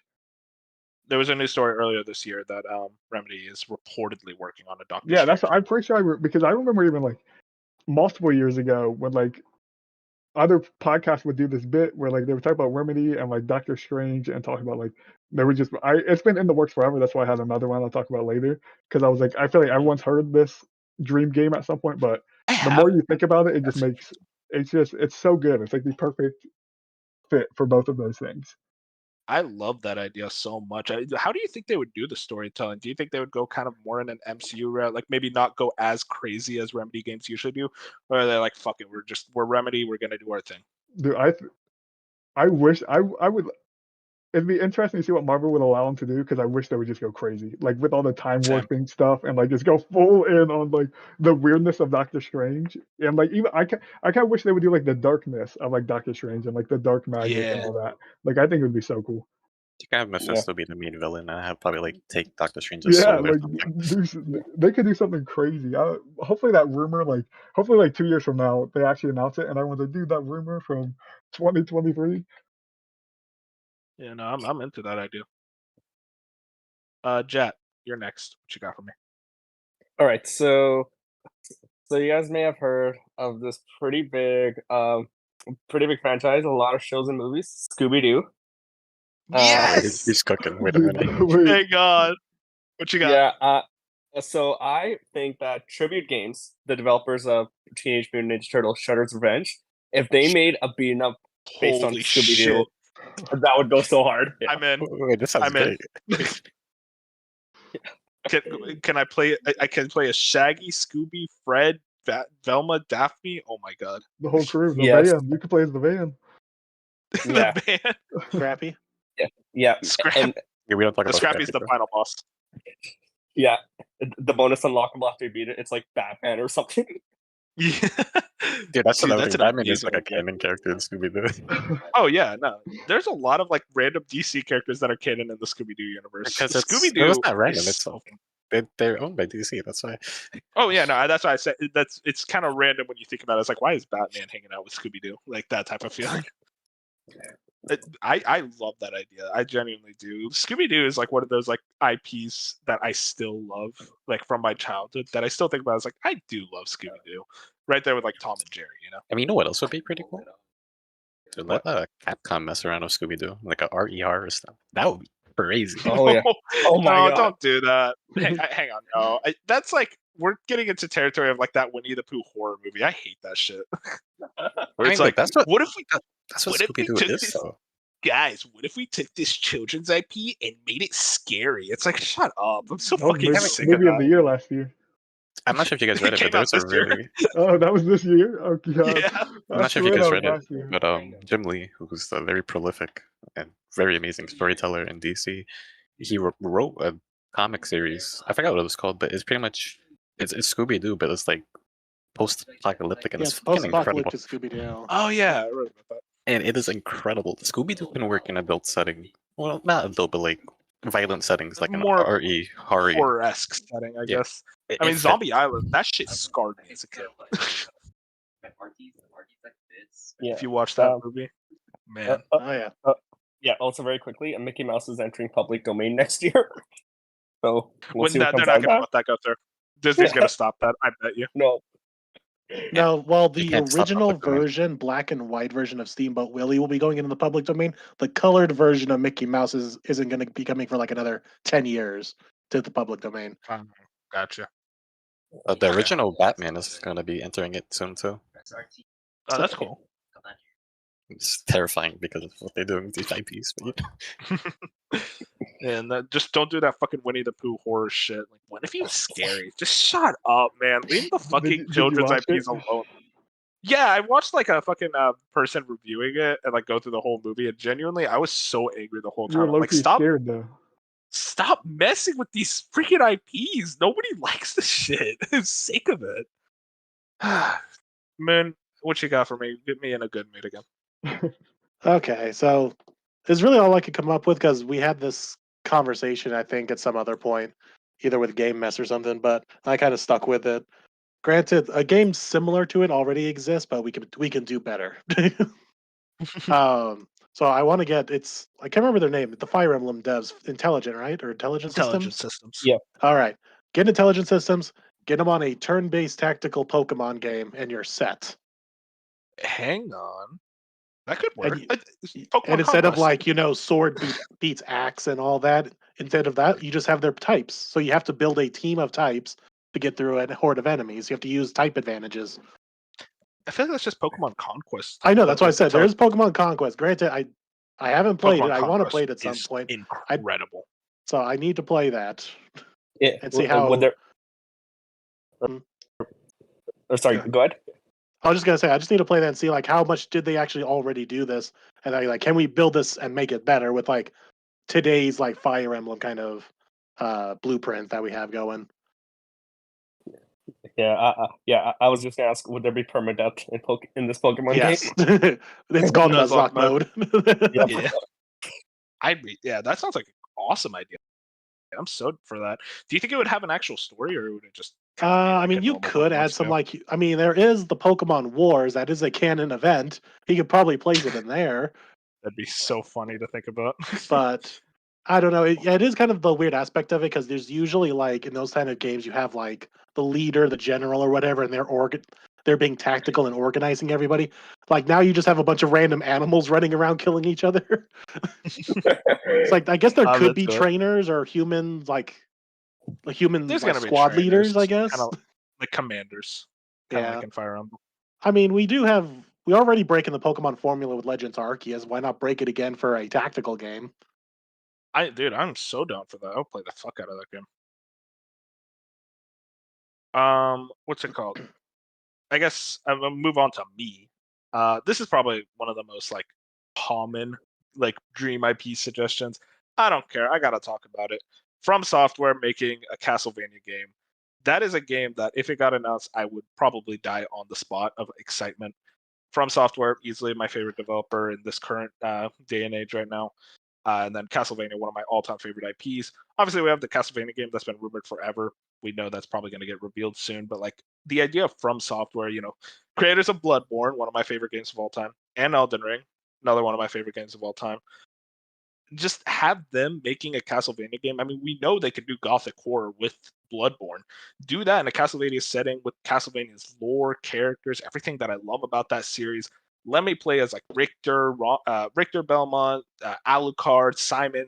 Not Simon. Simon's lame, but any of the others. And the I am disrespect so for down Simon. for that. Okay, Simon, let me tell you guys, Simon is like the most overrated game protagonist. He does nothing. All right. Obviously, he's like the original, so like he has It's some him, bro. cachet there.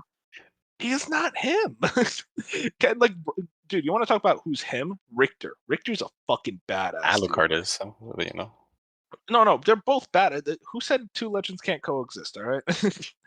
Richter and Alucard are fucking giga chads. Like Richter out here saying, "Nah, you know what? I'm gonna save my girlfriend. I don't give a shit about Dracula. I just gotta save my girl." Like, dude's such a chad. I absolutely the idea. I always thought about this for a Castlevania game. Maybe not a remake, but almost like a retelling of the story of Rondo of Blood and Symphony of the Night, because those stories are connected. Retell those stories with that From Software like playing as a From Software game. I think that would be really interesting. Or do your own original story. Just give me something Castlevania by FromSoft. I genuinely think that would be such an amazing idea. Yeah, I agree. Moving back on, Dark, you had another idea for us? Yeah, so one of my favorite newer IPs of all time is Hades. Like I Oh, think it's they so really good. nailed it out the park with like that IP. I feel like in this hypothetical situation, let the Devil May Cry team do something with this. It's a match made in heaven. If you play the Devil May Cry games, you know exactly what I'm talking about. It can be like Bloody Palace. Every time you go up a floor, you get new abilities and weapons. It can be incredible. It'll be true to what Hades is, and at the same time, Capcom's unique spin on it. I mean, I've never played Devil May Cry, but Hades is amazing. So if they could do anything with that IP, I'm down. If you never played, the Devil May Cry is known for its Wait, combat. is it like Final Fantasy 16? No, it's much. It's No, much no. much deeper. It's like It's a combat 16 is like a glimpse of what I don't know. Devil May Cry Okay, can do. the combat director was talking about how FF16 is his masterpiece. You made It DMC5. It No, is his in masterpiece. combat what? No. No, Fusion? you haven't seen anything with Devil May Cry. Look up Okay. Devil May Cry combat. It is genuinely incredible. It's so Don't even look it up. Just play. Virtual mode in DMC5 is the best way to play video games. Like that's all you need to do in gaming. Just do that.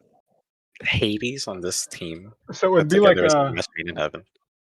so it's still like a over the shoulder hack and slash, just set in like the Hades universe. Well, But like roguelike is it elements over too. the whole? It's third Well, person. I don't know what Devil May Cry. Like Yeah, I've never. He's even just looked saying at in it. general, like third person. I think. Yeah, Yeah, third like third person Devil May person, Cry. yeah. It would be like as if you're playing Devil May Cry, but it would be Hades. Yeah, and Okay. then like have that roguelike elements as well. Like I'd be so Yeah. down for that. And it will be fucking incredible, in my opinion. I like that. Fusion, you got a second one for us, right? Yeah, there's not a single person here that's going to care about what I'm about to say. So, but Hey, maybe. I gave you guys. No, you're not. I know for sure you're not. I gave you guys the Remedy one to like make you happy. This one's for me, okay? I want a Game of Thrones, a true Game of Thrones video game made by CD Projekt Red. Oh yeah, you know, like, yeah, I definitely don't I care knew about you were that. out. Like, He wants I to- You're right. He wants want, he wants the bad ending and all, bro. That is I need crazy. I need a Witcher-esque like trilogy game of Game of Thrones. Just like I feel like there's not many devs I would trust doing like a high fantasy setting where the way I want it, where like third person, like Western RPG. I think they would do amazing. I think the side quests they could open like Bethesda. Bethesda could Yeah, probably do Bethesda's it. probably the one other one.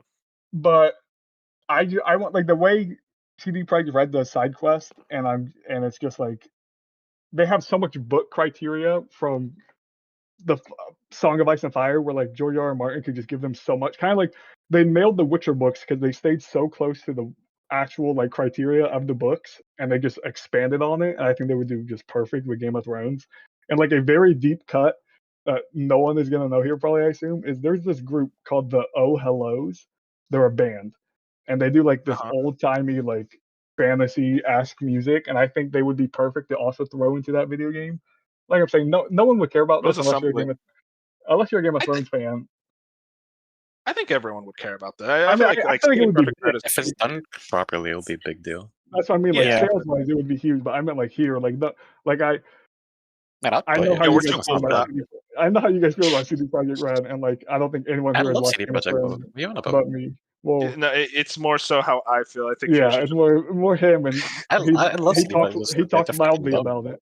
So, but it's more like and like Game of Thrones, like I just feel like so many movie franchises and TV franchises got their gaming spotlight, and like Game of Thrones missed it. Like they're slowly coming back around with House of the Dragon. It's a Telltale game. Yeah, but that game was like okay. I mean, like I want a full-fledged RPG where it's just like set in the universe. I don't know like what like time period they would put it in. Probably like a create your own character, or they would create a character for you. It would be like a Dragon Age. Geralt-esque. I could see it being like Dragon Age, where it's just like just throw me in that universe, follow as close to the book as you can lore-wise. I would be obsessed. Another thing that you mentioned, how like a lot of movies are getting like game IPs and they missed a chance. Not all of them have been great. Look at Golem. Oh yeah, I know that most of them miss more than they hit, but like I feel like Game of Thrones was at one point 3 or 4 years ago. Game of Thrones was the top of just fiction. Like it was the top of everyone. Oh yeah, exactly. That's season 8. It was the top of everyone knew Game of Thrones. It was taking over the world. Like it was breaking records left and right. Like that's when you make a game. That's when you just throw a game into the mix, and I feel like no one picked it up. There was similar to the Remedy rumors with Doctor Strange. There was rumors way back. Like I'm talking 2018, 2019 time about CD Projekt Red or Bethesda at the time working closely with George R. Martin to make a Game of Thrones game. And it fell through at the time. I bet you because season 8. What was that? Like 2019. 2019 was season 8. I feel like negotiations kind of fell through there because they kind of realized just how the IP.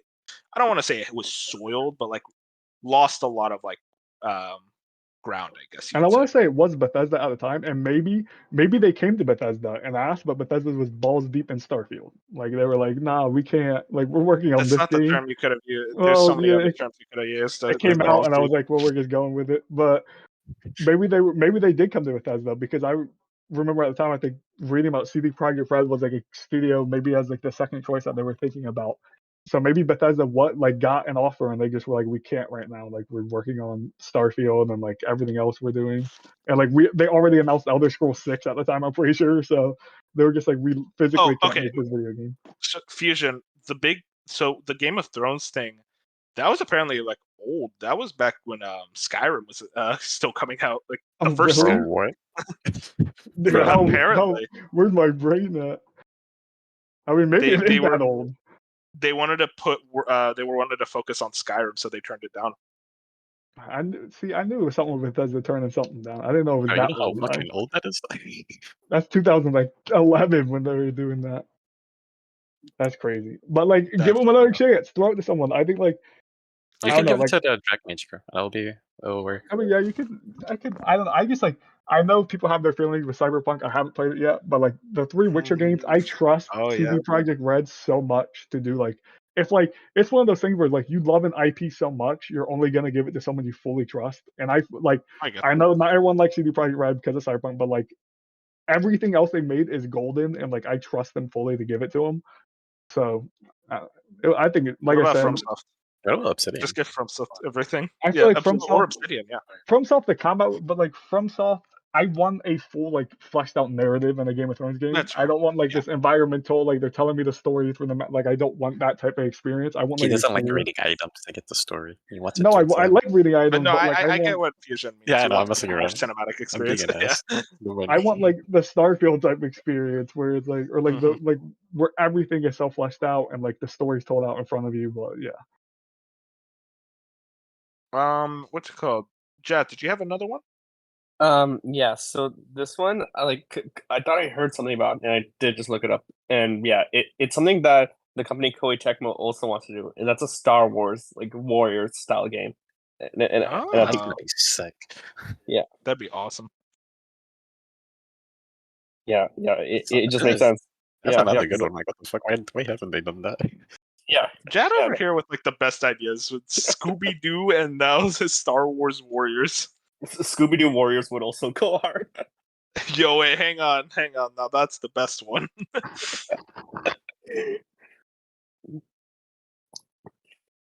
Is that all?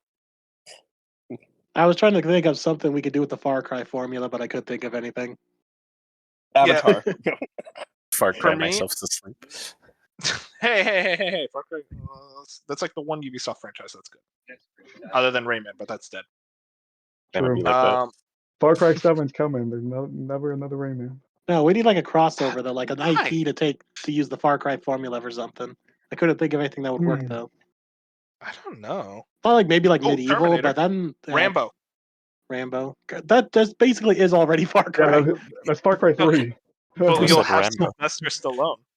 I mean, Far Cry would be interesting because you got like, you already have like they did the very old like primal one where you're like with spears and stuff. You mean caveman? Yeah, you know what I meant. Brother, But was it's it was Oh, no. called, Hang on. it was called Far Here's the Cry thing. Primal. It's literally called Far Cry Yeah, that's Primal. what I mean. Yeah. That's the title. Yeah, so Dark, you're hating, but like he caught the name right. No, he sounds so tiny. He's like with spears and stuff. I'm like, bro. Well, Spears that's and how shit. also You they know. explain it. That's what it was. For me, my last thing, I just Jack 4 in some way. I know you love Naughty Dog Fusion. I don't Yeah, want them touching Jack 4. keep it. They're gonna keep it. I don't want Naughty Dog touching Jack 4. I don't think they would such a hater. understand what makes this. Neil Druckmann will do it for you. What do you think Neil's gonna do with it? Like, what is He's Daxter gonna gonna make it fucking die? sad, and you're gonna like it.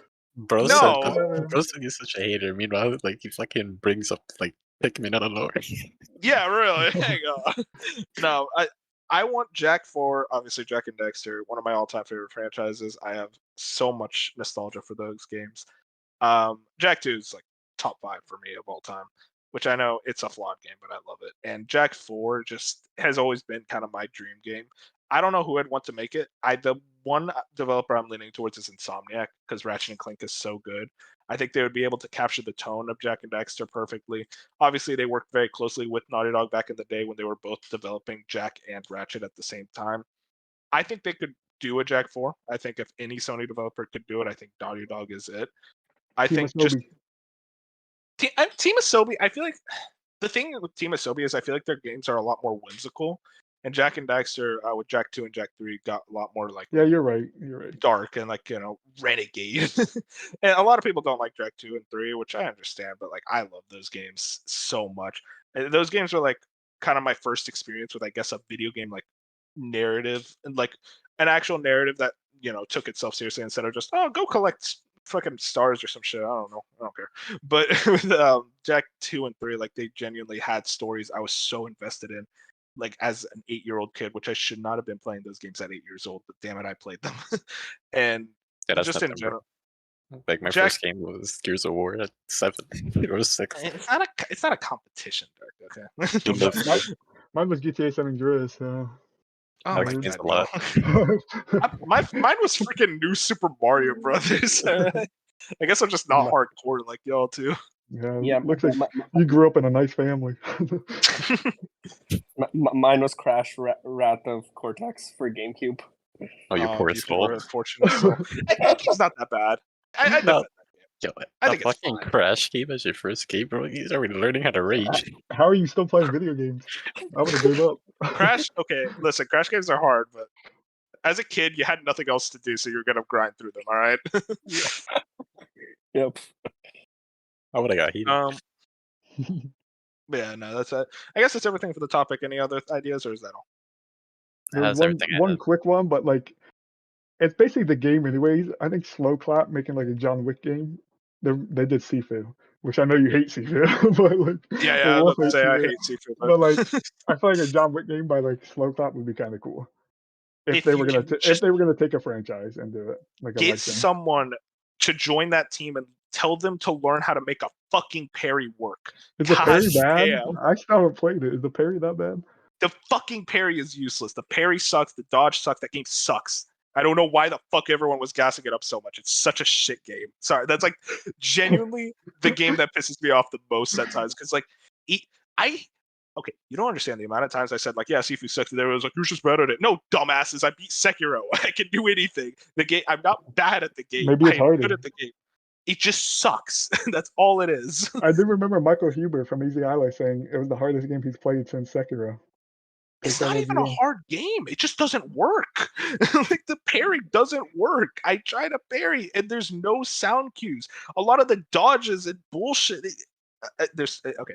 This could turn into a whole Sifu rant. I'm just gonna say that game sucks. That's all I'll say. That was an entire bit to bait you, by the way. Oh yeah, I appreciate it. I don't know. It sounds like a skill issue to me, but you know. I swear to God, Dirk, I will kick you off this podcast. Yeah, it was all right. like open. Like you left it too easy for me to do that one. All right. Well, moving on. We're gonna move right into what we've been playing. I'll just start off. I beat Final Fantasy 16. Finally. Congratulations, bro! You're free. He loved it. I'm free. He loved every moment. Okay, here's my thing. Bro dreams about it. I'm not gonna talk too much about it. We talked a lot about it on last week's podcast. I'll just say this: the whole ending sequence was very high quality. I thought the ending was great. I thought the actual final boss, it was difficult, which was like, holy shit! You guys can actually I've never experienced this before. I didn't think it was possible, but I was somewhat trying. And the music, out of this world. The spectacle of it all is great. There's another boss fight earlier in the game. I won't spoil it, like Bench does all the time. That everyone was saying like, this is the greatest boss fight in game. Everyone just forgot about the final. Like I think the final boss is way better. Like just genuinely, like as a gameplay, it is a much better fight. But yeah, just in general, I thought the whole ending sequence and like the ending itself was great. Like just full thoughts. I love the characters. I enjoy the story a good amount. At points, there's times where I just stopped caring.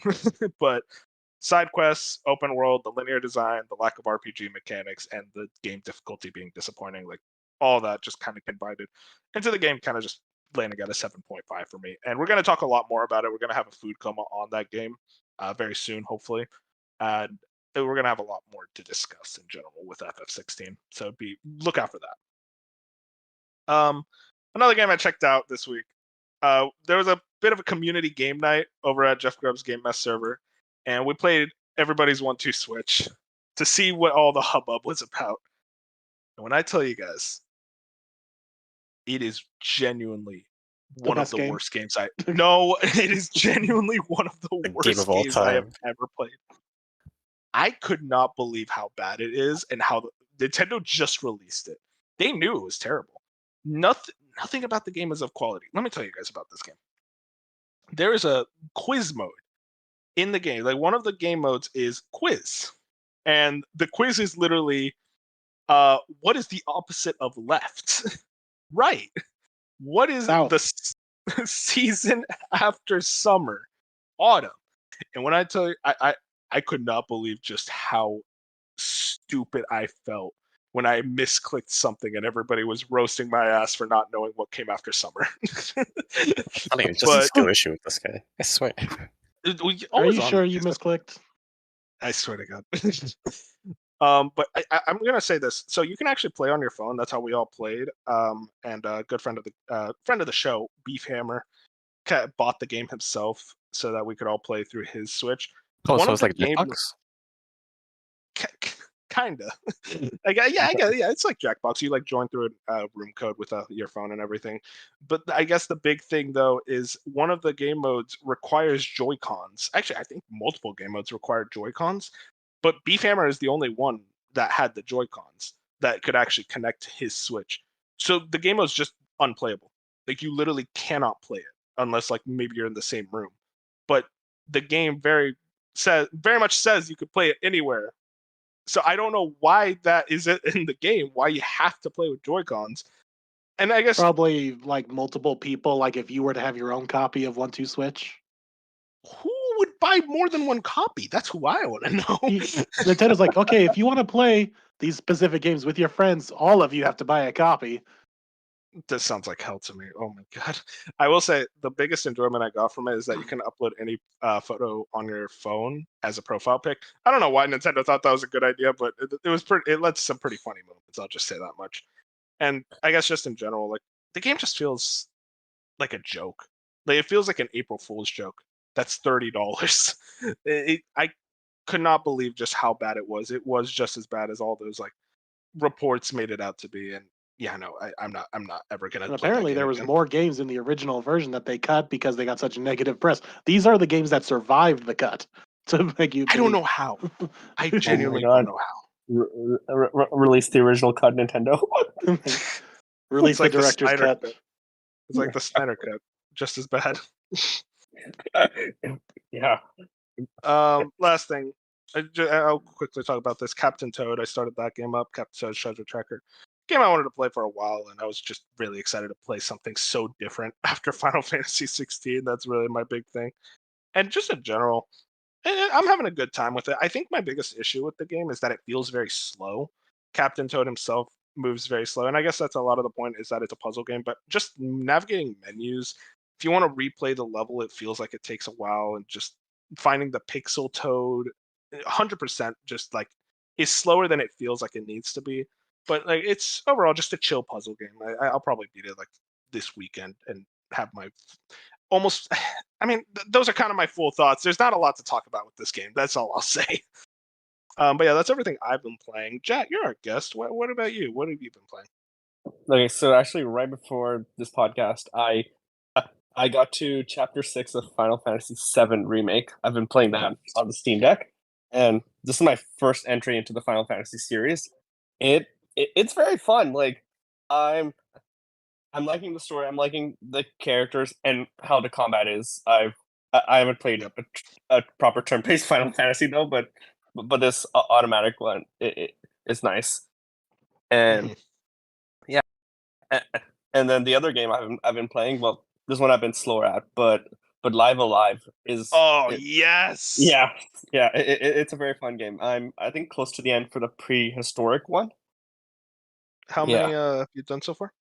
This is my second one. I've done the China one, so now I'm doing this one. Oh, yeah. Wait, okay. So slight spoilers for Live Alive. Which student lived? Wait. Oh, which student? Oh my god. Oh, that's a good question. I think I let the guy live. Right? Like. Oh my god, Jack, you idiot! Okay. No, the best one is the girl, Lei. She's awesome. Damn. She doesn't sound like the best one because he let her kick the I shit. let her live, okay? Uh. Lei was my girl. I'm mad now. Yeah. Well, the guy. Yeah. Well, the guy live alive. She's dead. But anyways. The Live Alive is just context. One of my all-time favorite games. I love it. One of my favorite, probably my favorite. No, not my favorite JRPG, but like one of them. I'm glad you're playing it. It's definitely one that I would recommend to anyone wanting to get into just turn-based RPGs, just RPGs in general. It's great entry points into the genre. I'm glad he's playing 7 Remake. He's like me. Yeah, 7 Remake was. I wanted to get into that. Just like that was my first Final Fantasy a couple months ago, and now he's following. It's a phenomenal game. Like I really do love it. I have issues with how it wraps up at the end, but overall, like it was like one of my favorite games in 2020. Yeah, that game's really good. So I'm happy you're enjoying it because I remember you messaging me, asking me if like you should pick it up, and I was pretty confident that you'd like it. So good to know 6 chapters. It's a very long game though. Like you're on chapter 6, you're in for the long haul. So yeah, it's a long one. Better than FF16. Anyways. True. That is true. I'll give you that one. It is. Really? Wow. Yeah. Final Fantasy, the combat is like. It's so good. So good. It's so good. The That combat game's isn't out of this world. so good. And the characters. Cloud's my guy. Move on. Let's go. Cloud's awesome. Aerith's my girl. Yes. The 2 best ones. Moon, what about you? What have you been playing? I've been hardlining Brain Code still. Like I'm like dedicated to actually like beat a game, and I'm just dedicating all my time instead of bouncing around to just playing one game. So I finished the first case and the second case. I'm just about to start the third case. It's definitely picked up in terms of story. I'm much more intrigued than I originally was. Gameplay hasn't gotten much better, but I will give them this. They are, at least so far, keeping everything fresh case per case. It's both case 0, 1, and 2 have all been pretty different from each other. Obviously, there's like some shared like gameplay elements, like the whole fighting phantoms things where you slash lies and all that. But beyond that, how you actually get the clues have been all different so far. There's been the locked room mysteries. There's been the classic poisonings and how they did that. And how you go about solving these things and getting the clues to solve the mystery has all been different so far. So I'll give them at least that much credit that the story is interesting, the characters are most somewhat interesting, and the mystery so far have been like the best part. Like I love myself a good unraveling of a mystery. So we'll see how the rest of the story unfolds because now we're getting into rebellion against the man story. So we'll see how Ooh. they handle that. How's real quick? How's the music? It's super Danganronpa. Like if you heard any Danganronpa Okay, cool. music, you've heard That's this good. music. Yeah, one of my all-time favorite OSTs. So that's exciting to hear.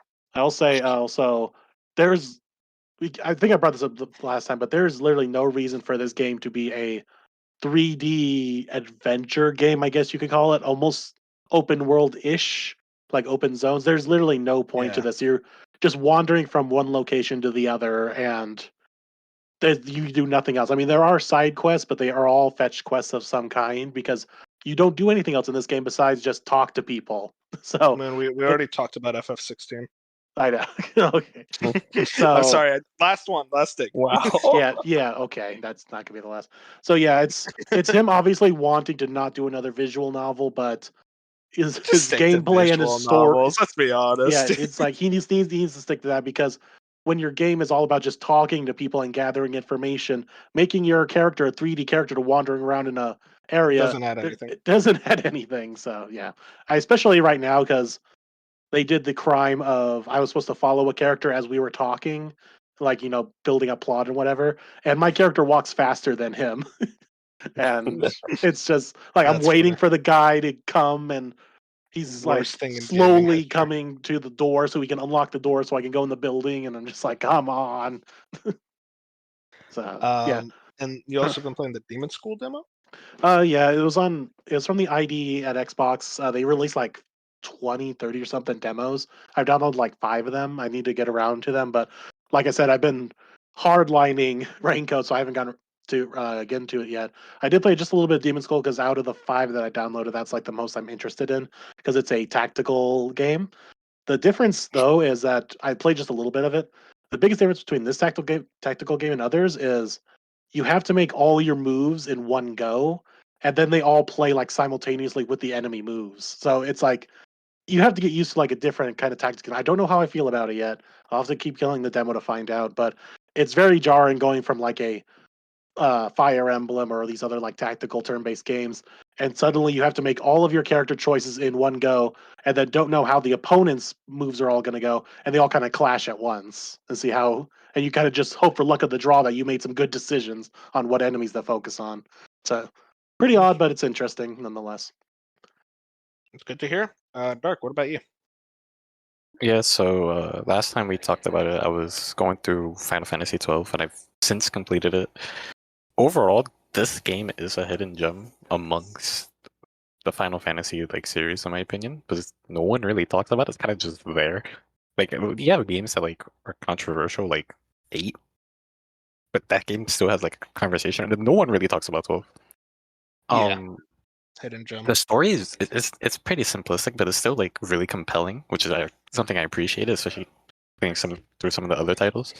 Some of the characters are the best in the series. I'm going into slight spoilers. This game has issues with pacing and design, especially near the end. It is dungeon heavy, and that's fine. At the end of the game, there's 2 dungeons in particular, right before the final boss. There is a 90-floor dungeon. 90 fucking floors, and all 90 floors are there, and you have to go through all 90 floors, and it is filled with bosses, puzzles, mazes, and a bunch of other bullshit I'm not gonna get into that you have to go through to beat the story. This shit takes bad fucking long for no reason. And then probably my biggest gripe is the final dungeon itself, which it's not even a dungeon, it's just a gauntlet of bosses. But the thing is, you don't get a break in between the bosses.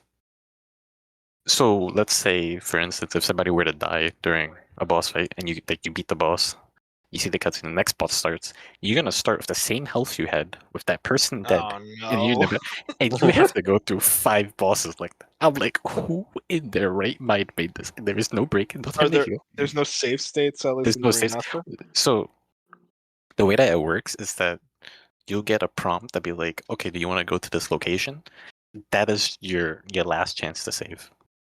Once you go to that location, you're in it, and you have to be ready for those 5 fights, which are some of up to that point. The game is not that difficult, especially if you know what you're doing. You can break the living fuck out of this game. But those 5 fights are pretty like they'll beat your ass if you don't know what you're doing. And the fact that you can't like it doesn't even like heal your party members in between. It feels so dated and dumb.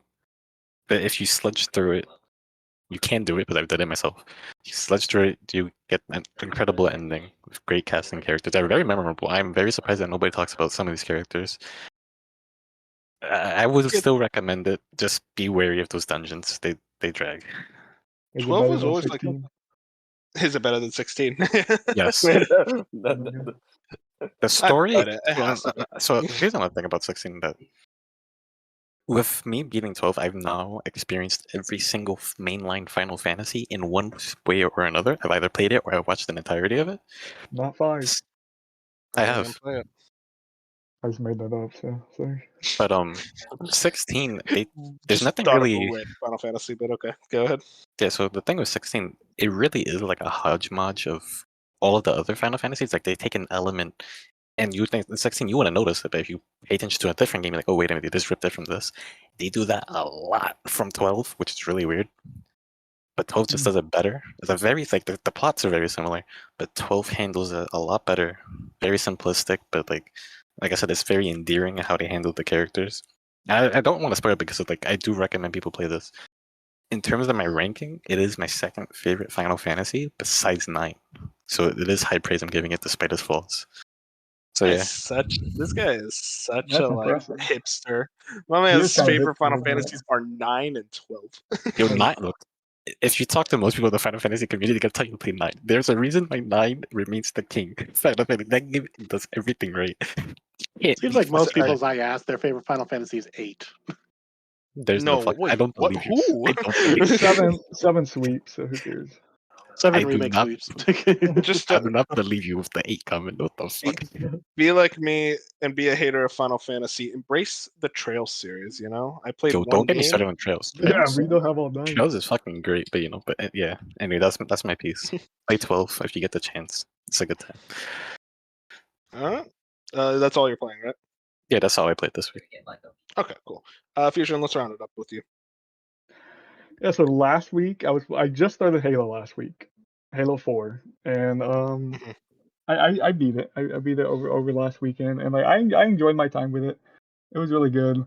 There wasn't much to say. Like I just went through the motions. It felt like every other Halo, basically, just with better guns. So that was cool. What I'm really excited about was I finally got Jedi Survivor Yes. for I like want to hear your thoughts on this. for $40. I finally picked it up, and I'm genuinely like I'm very in love with it. Like I'm loving it a lot to the point where like it's very early on, but I'm like, is this gonna be my game of the year? Like for now, like my game of the year for now. I don't know if it will, but like similar to Final Fantasy 16 though, where like it's like I'm going back to like the back-to-back games I've played, the performance issues have just been like the performance issues in this game makes Final Fantasy 16 performance issues look like nothing.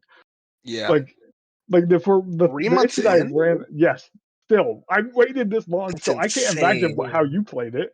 Cause Oh, dude, it was a fucking travesty when I yeah, played that's it. what I mean. Like I think it's been patched like 6 to 7 times at this point, and I'm like, still can't get anywhere near stable frame rate in any part of the game. Like I'm walking through walls at times. I've had cutscenes freeze. I'm like, if all this was cleaned up, I feel like I'd be stuck in like an immersive like playthrough. So like I'm having those issues, but like the story, I'm really liking the story and the combat and like the new stances they've given you. Like I'm really into that right now. Blaster stance. Yeah, and the like the environments. I don't know. I because I played Jedi Fallen Order recently, just a few months ago, and I don't remember the environments being that good. Like they were cool, like Star Wars environments, but like the environments Basic. I've walked in like already in like the 10, 11 hours I played, I've been like very impressed with like the amount of detail. And I feel like the parkour already has taken a step up where like I'm traversing the map in different ways where Jedi Fallen Order was very just like grab onto a ledge, jump onto a rope. Like I'm doing a bunch of different things now in this game that I've like really enjoyed. And the story, like I forgot how much I love the cast of Jedi Fallen Order, like Marion and Grease and all of them, and like they're just so good. Like that entire cast is like I feel like they're underrated at this point of like how good of a cast they put together with Respawn. But like overall, other than performance issues and some of the side stuff, where some of the side stuff feels very lackluster, but other side stuff feels like really important. Like I just picked up bounties, so I haven't like done one yet, but I just like got to the point where I could do bounty. So like I'm hoping that. Would you say that are they better than the Final Fantasy 16 hunts? Are they on like the same scale as those hunts? Or, like, Bounties. Yeah, I'd say for the majority of them, like FF16 hunts, there's like 3 that like are like 10 out of 10, like the best parts of that game. But the Jedi Survivor bounties are like probably like the same quality of enjoyment that I had with throughout all of them. I think overall I like hunts more though, just because I enjoy.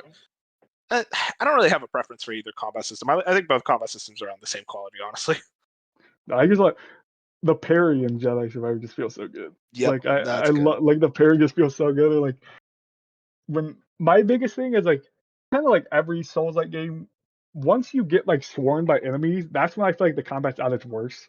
Like once you're swarmed Yeah, and you agreed. get like you can't sit there and parry, you can't do like you're just getting overwhelmed. I feel like that's the same issue I have with some Souls games, which I love the Souls game, I love that combat, but the moment you get like jumped, there's like the combat feels really bad in that moment because you're like, there's nothing I can do to get out of this It's not situation. designed Like, yes, for that exactly. It's not stuff. designed. It's designed for those like 1v1s where they just feel Yeah. so good, where it's you versus the other dude, and like you just have to use everything you know about the game. So like once you get that moment, like those moments, the combat feels like so good, and like the fast traveling, that's a huge plus. Like I'm fast traveling everywhere. Oh, So I'm yeah. like, I will say I'm a little annoyed that it's every like meditation point.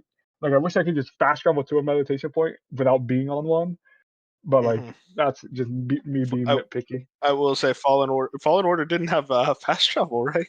Yeah, it didn't have like you had That is to go through it. You insane. had to backtrack every part of that game. And like I'm already like this game backtracking wise has been so nice that we're like I've noticed it's kind of becoming annoying in the way where they've designed levels so far where I notice that the moment I do something on a level, I immediately get a shortcut. Like I've been having, I don't know if you remember, but like there's like a million shortcuts, and I feel like maybe if you didn't make me go to that part like in the annoying way, you wouldn't need me to get the shortcut every single time because they give you like a really long annoying way to get someplace, and you immediately get a shortcut.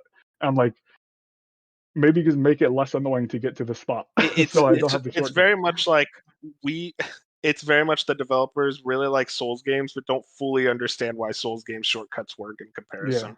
Yeah, like I'm getting so many shortcuts where I'm like, it's nice because it makes it easier for backtracking when I'm gonna do that, but like, it's also just like you're adding extra time just for the fact that it's extra time. Like how many times I've 10 hours in, and I don't know how many times I've fallen through a floor and like had to work my way back up, like already, like someplace, some. But I'm very impressed, honestly. Like I I'm think glad you're enjoying. Yeah, I'm glad you're enjoying it. I'm hoping if there's this isn't a slight to Hi-Fi Rush at all. Can Moon knows how much I love that game, and that game's so underrated. Everyone should play it. But like, Man, so there's the fact that Hi-Fi Rush is still my game of the year, and we're in mid-July.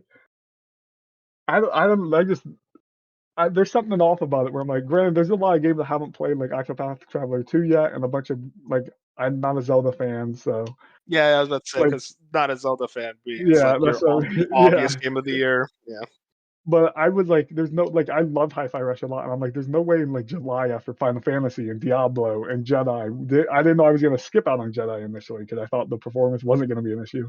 Like, I'm not let down because this year has been the best year I've experienced in gaming in a long time. But it's just like Jedi Survivor feels like the one so far. Granted, we'll see how it goes story wise. It feels like the one that could finally dethrone Hi-Fi Rush. Interesting. Yeah, no, Jedi. Oh, sorry, Jay. You had something to say, or? Oh no. Oh, okay, my bad. Jedi Survivor is an interesting one. I like you said, I played it at launch. Those performance issues were awful, but it wasn't even just the performance issues for me. Like I was just generally disappointed with the game. I thought there were just issues with how they certain story plot points, which you'll get to, of course. I'm interested to hear your thoughts on those in general, and just the overall like. I want to know your thoughts. You're still early on in the game, I know, but how do you feel about like almost the gameplay pacing? Like, do you feel like you're getting a good mix of combat, parkour, that type of stuff? Because that was one of my biggest issues with the game. I will say right now, I feel like I'm in like heavy parkour. I don't know if you guys Yep, feel that way. Where like I feel like that I'm was my doing a lot exact of issue. parkour compared to the combat right now. Yep. And Grant, Yep. I did a lot of exploring in the first 5 hours, which a lot of exploring in these types of games are like parkour and like less combat focused. So maybe that affected it. But I will say like from what I've played so far, like 10, 11 hours in, even a lot of the main missions, I feel like I'm not fighting a lot of characters. Like I'm getting a mini Yep. boss fight here and there, and a couple characters like fighting me, but it's a lot of climbing so far. It gives me Uncharted vibes a little bit. Yeah, my viewpoint was the reason I was so harsh on it, I still remember this exact part of the game. I'm not going to spoil exactly what happens, but I remember basically doing parkour for what felt like, I don't know, like 10, 20 minutes. It felt like it went on for so long.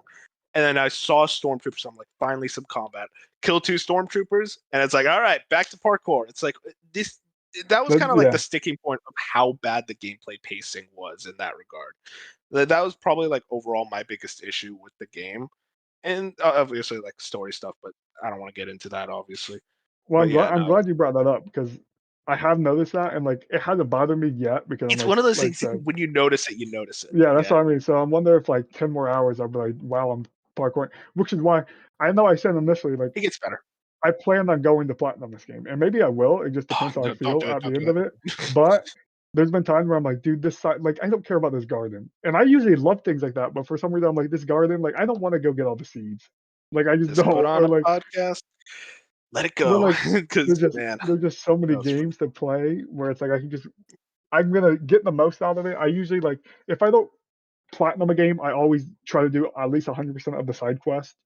So it's like I plan on doing all of that I can, but like I feel like a game like this, for some reason, I don't know if you felt this way. You got the platinum, so maybe not. But like a game like this makes me want to. It makes me want to mainline the story so hard because like the main story is so good. that's Usually, at interesting. least Yeah. we're like the exploration. Like I'm kind of not impressed with it going like open world, quote unquote. Yeah, no, Like it does not feel like an open world game. It feels but like very much they kind of made the levels bigger. exactly. And my thing with that is like either go open world or like open zone, which I don't think this is open zone, or go full linear because I get like stress about where can I go? Where are you allowing me as the player to go right now in this part of the game? Like Yeah. if it's linear, at least I know I'm not missing out on anything. But if you throw me in like a semi-open world that's not like open zone, you're like sitting in the middle. I'm like, should I go over here? So like I don't know. So I get kind of stressed about what I should do on the map. But other than that, like I love I Cal. think So. yeah, Cal's good. I enjoy him as a protagonist. I'm glad you're enjoying the game overall, though. It's good to hear like different viewpoints just in general because I do very much like I'm on the side that I feel like I was disappointed in that game. I still think it was a good game, but like not nearly as like I guess it didn't stick with my mind as much as Fallen Order. I bet it's probably better than Fallen Order. It's been a while since I played that game, but I think more about Fallen Order than I think about Jedi And I'm Survivor, fresh off of Fallen Order. And to be fair, Yeah. Fallen Order came out in a weaker year. So like you're thinking of like all the 2023 games you've played. Like you think of all the games you played, you might be like you're comparing it to the Zeldas and all that. At 2019, you were comparing it to you had Sekiro. I know you love it, but then like Control and Death Stranding were the other big games that year, and it's like Fire Emblem Three Houses. well, I never Okay, played that game. So. Yeah, that's fair. That's fair. Yeah, but don't bring this up so he can disrespect Three Houses, bro. Yeah, I was about to say something, but I couldn't. I had to stop myself. Let's calm down. Let's calm down. Wait, if we're just at Three Houses, we're ending the podcast. I will say like Jedi Survivor seems very decisive. Where I'm not like I'm like so far I'm on the side that really likes it, but it seems almost in the Final Fantasy 16 vein where people either like it a lot or they didn't really like it enough, kind of like you, where they're a little unaware. But I don't think I've heard anyone say they hate it, which is good. Like I haven't heard someone say like this Yeah, game no, sucked. I don't hate the game. It's either people are like, I was a little disappointed because it was very hyped up sequel, and then the other people are like, I just like it was even better, blah blah blah. Yeah, man, that's good to hear. Like, yeah, Jedi Survivor. I don't think it'll be in my top 5. That's kind of one of those things where it's like not even top 10 even. I'm working as hard as possible to play as many games to make sure Final Fantasy 16 isn't in my top 10, and I think FF16 was a better game than Jedi Survivor, at least in my opinion. Really? Okay. Yeah, I think I did really love those characters in FF16. There are aspects of that game I really love. It's just there's a lot of things The performance right now, if Jedi is like not my, unless they really box the story, if Jedi's not my number, like in my top 3 right now, it would have to be because like performances just continue to get worse. So like I hope that's not top 3. I We'll hope tell you, that's not the thing. The story doesn't like I actually think the game gets better as it goes on. I thought the first half was a lot weaker than the second. So it just comes down to like certain story aspects that I didn't like, but we'll talk about that when we get to it. But I guess that's everything that we've been playing. Moon, I'm gonna hand it back to you to handle outros. Well, this certainly was a long episode given there was no news. So we're going to just wrap this thing up. Thanks to our special guest, Chad, for joining us tonight. Yeah, thank you so much for having me. Oh. I was going to ask, am I the first guest from Canada to be on the show? Yeah. I think so. Yeah, I think you're first Canadian. Unless Wow. Benji is suddenly a Canadian. I don't think he is. Yeah. You don't think? All right, we're gonna have to confirm this. He's from like Hey, look, Colorado or It's like something. we've I don't gone know. international, boys. We'll go worldwide. All right. So hope you all enjoy. Make sure to subscribe if you're not on YouTube. Follow on Spotify and the various other platforms we are on. We always enjoy comments and likes and all that. That just motivates us to keep on going with future projects, which may or may not get announced soon in the future. So be on the lookout for that. But hope you all have a good night and have a good one. All right, peace out. Have a good one, everyone. Very good.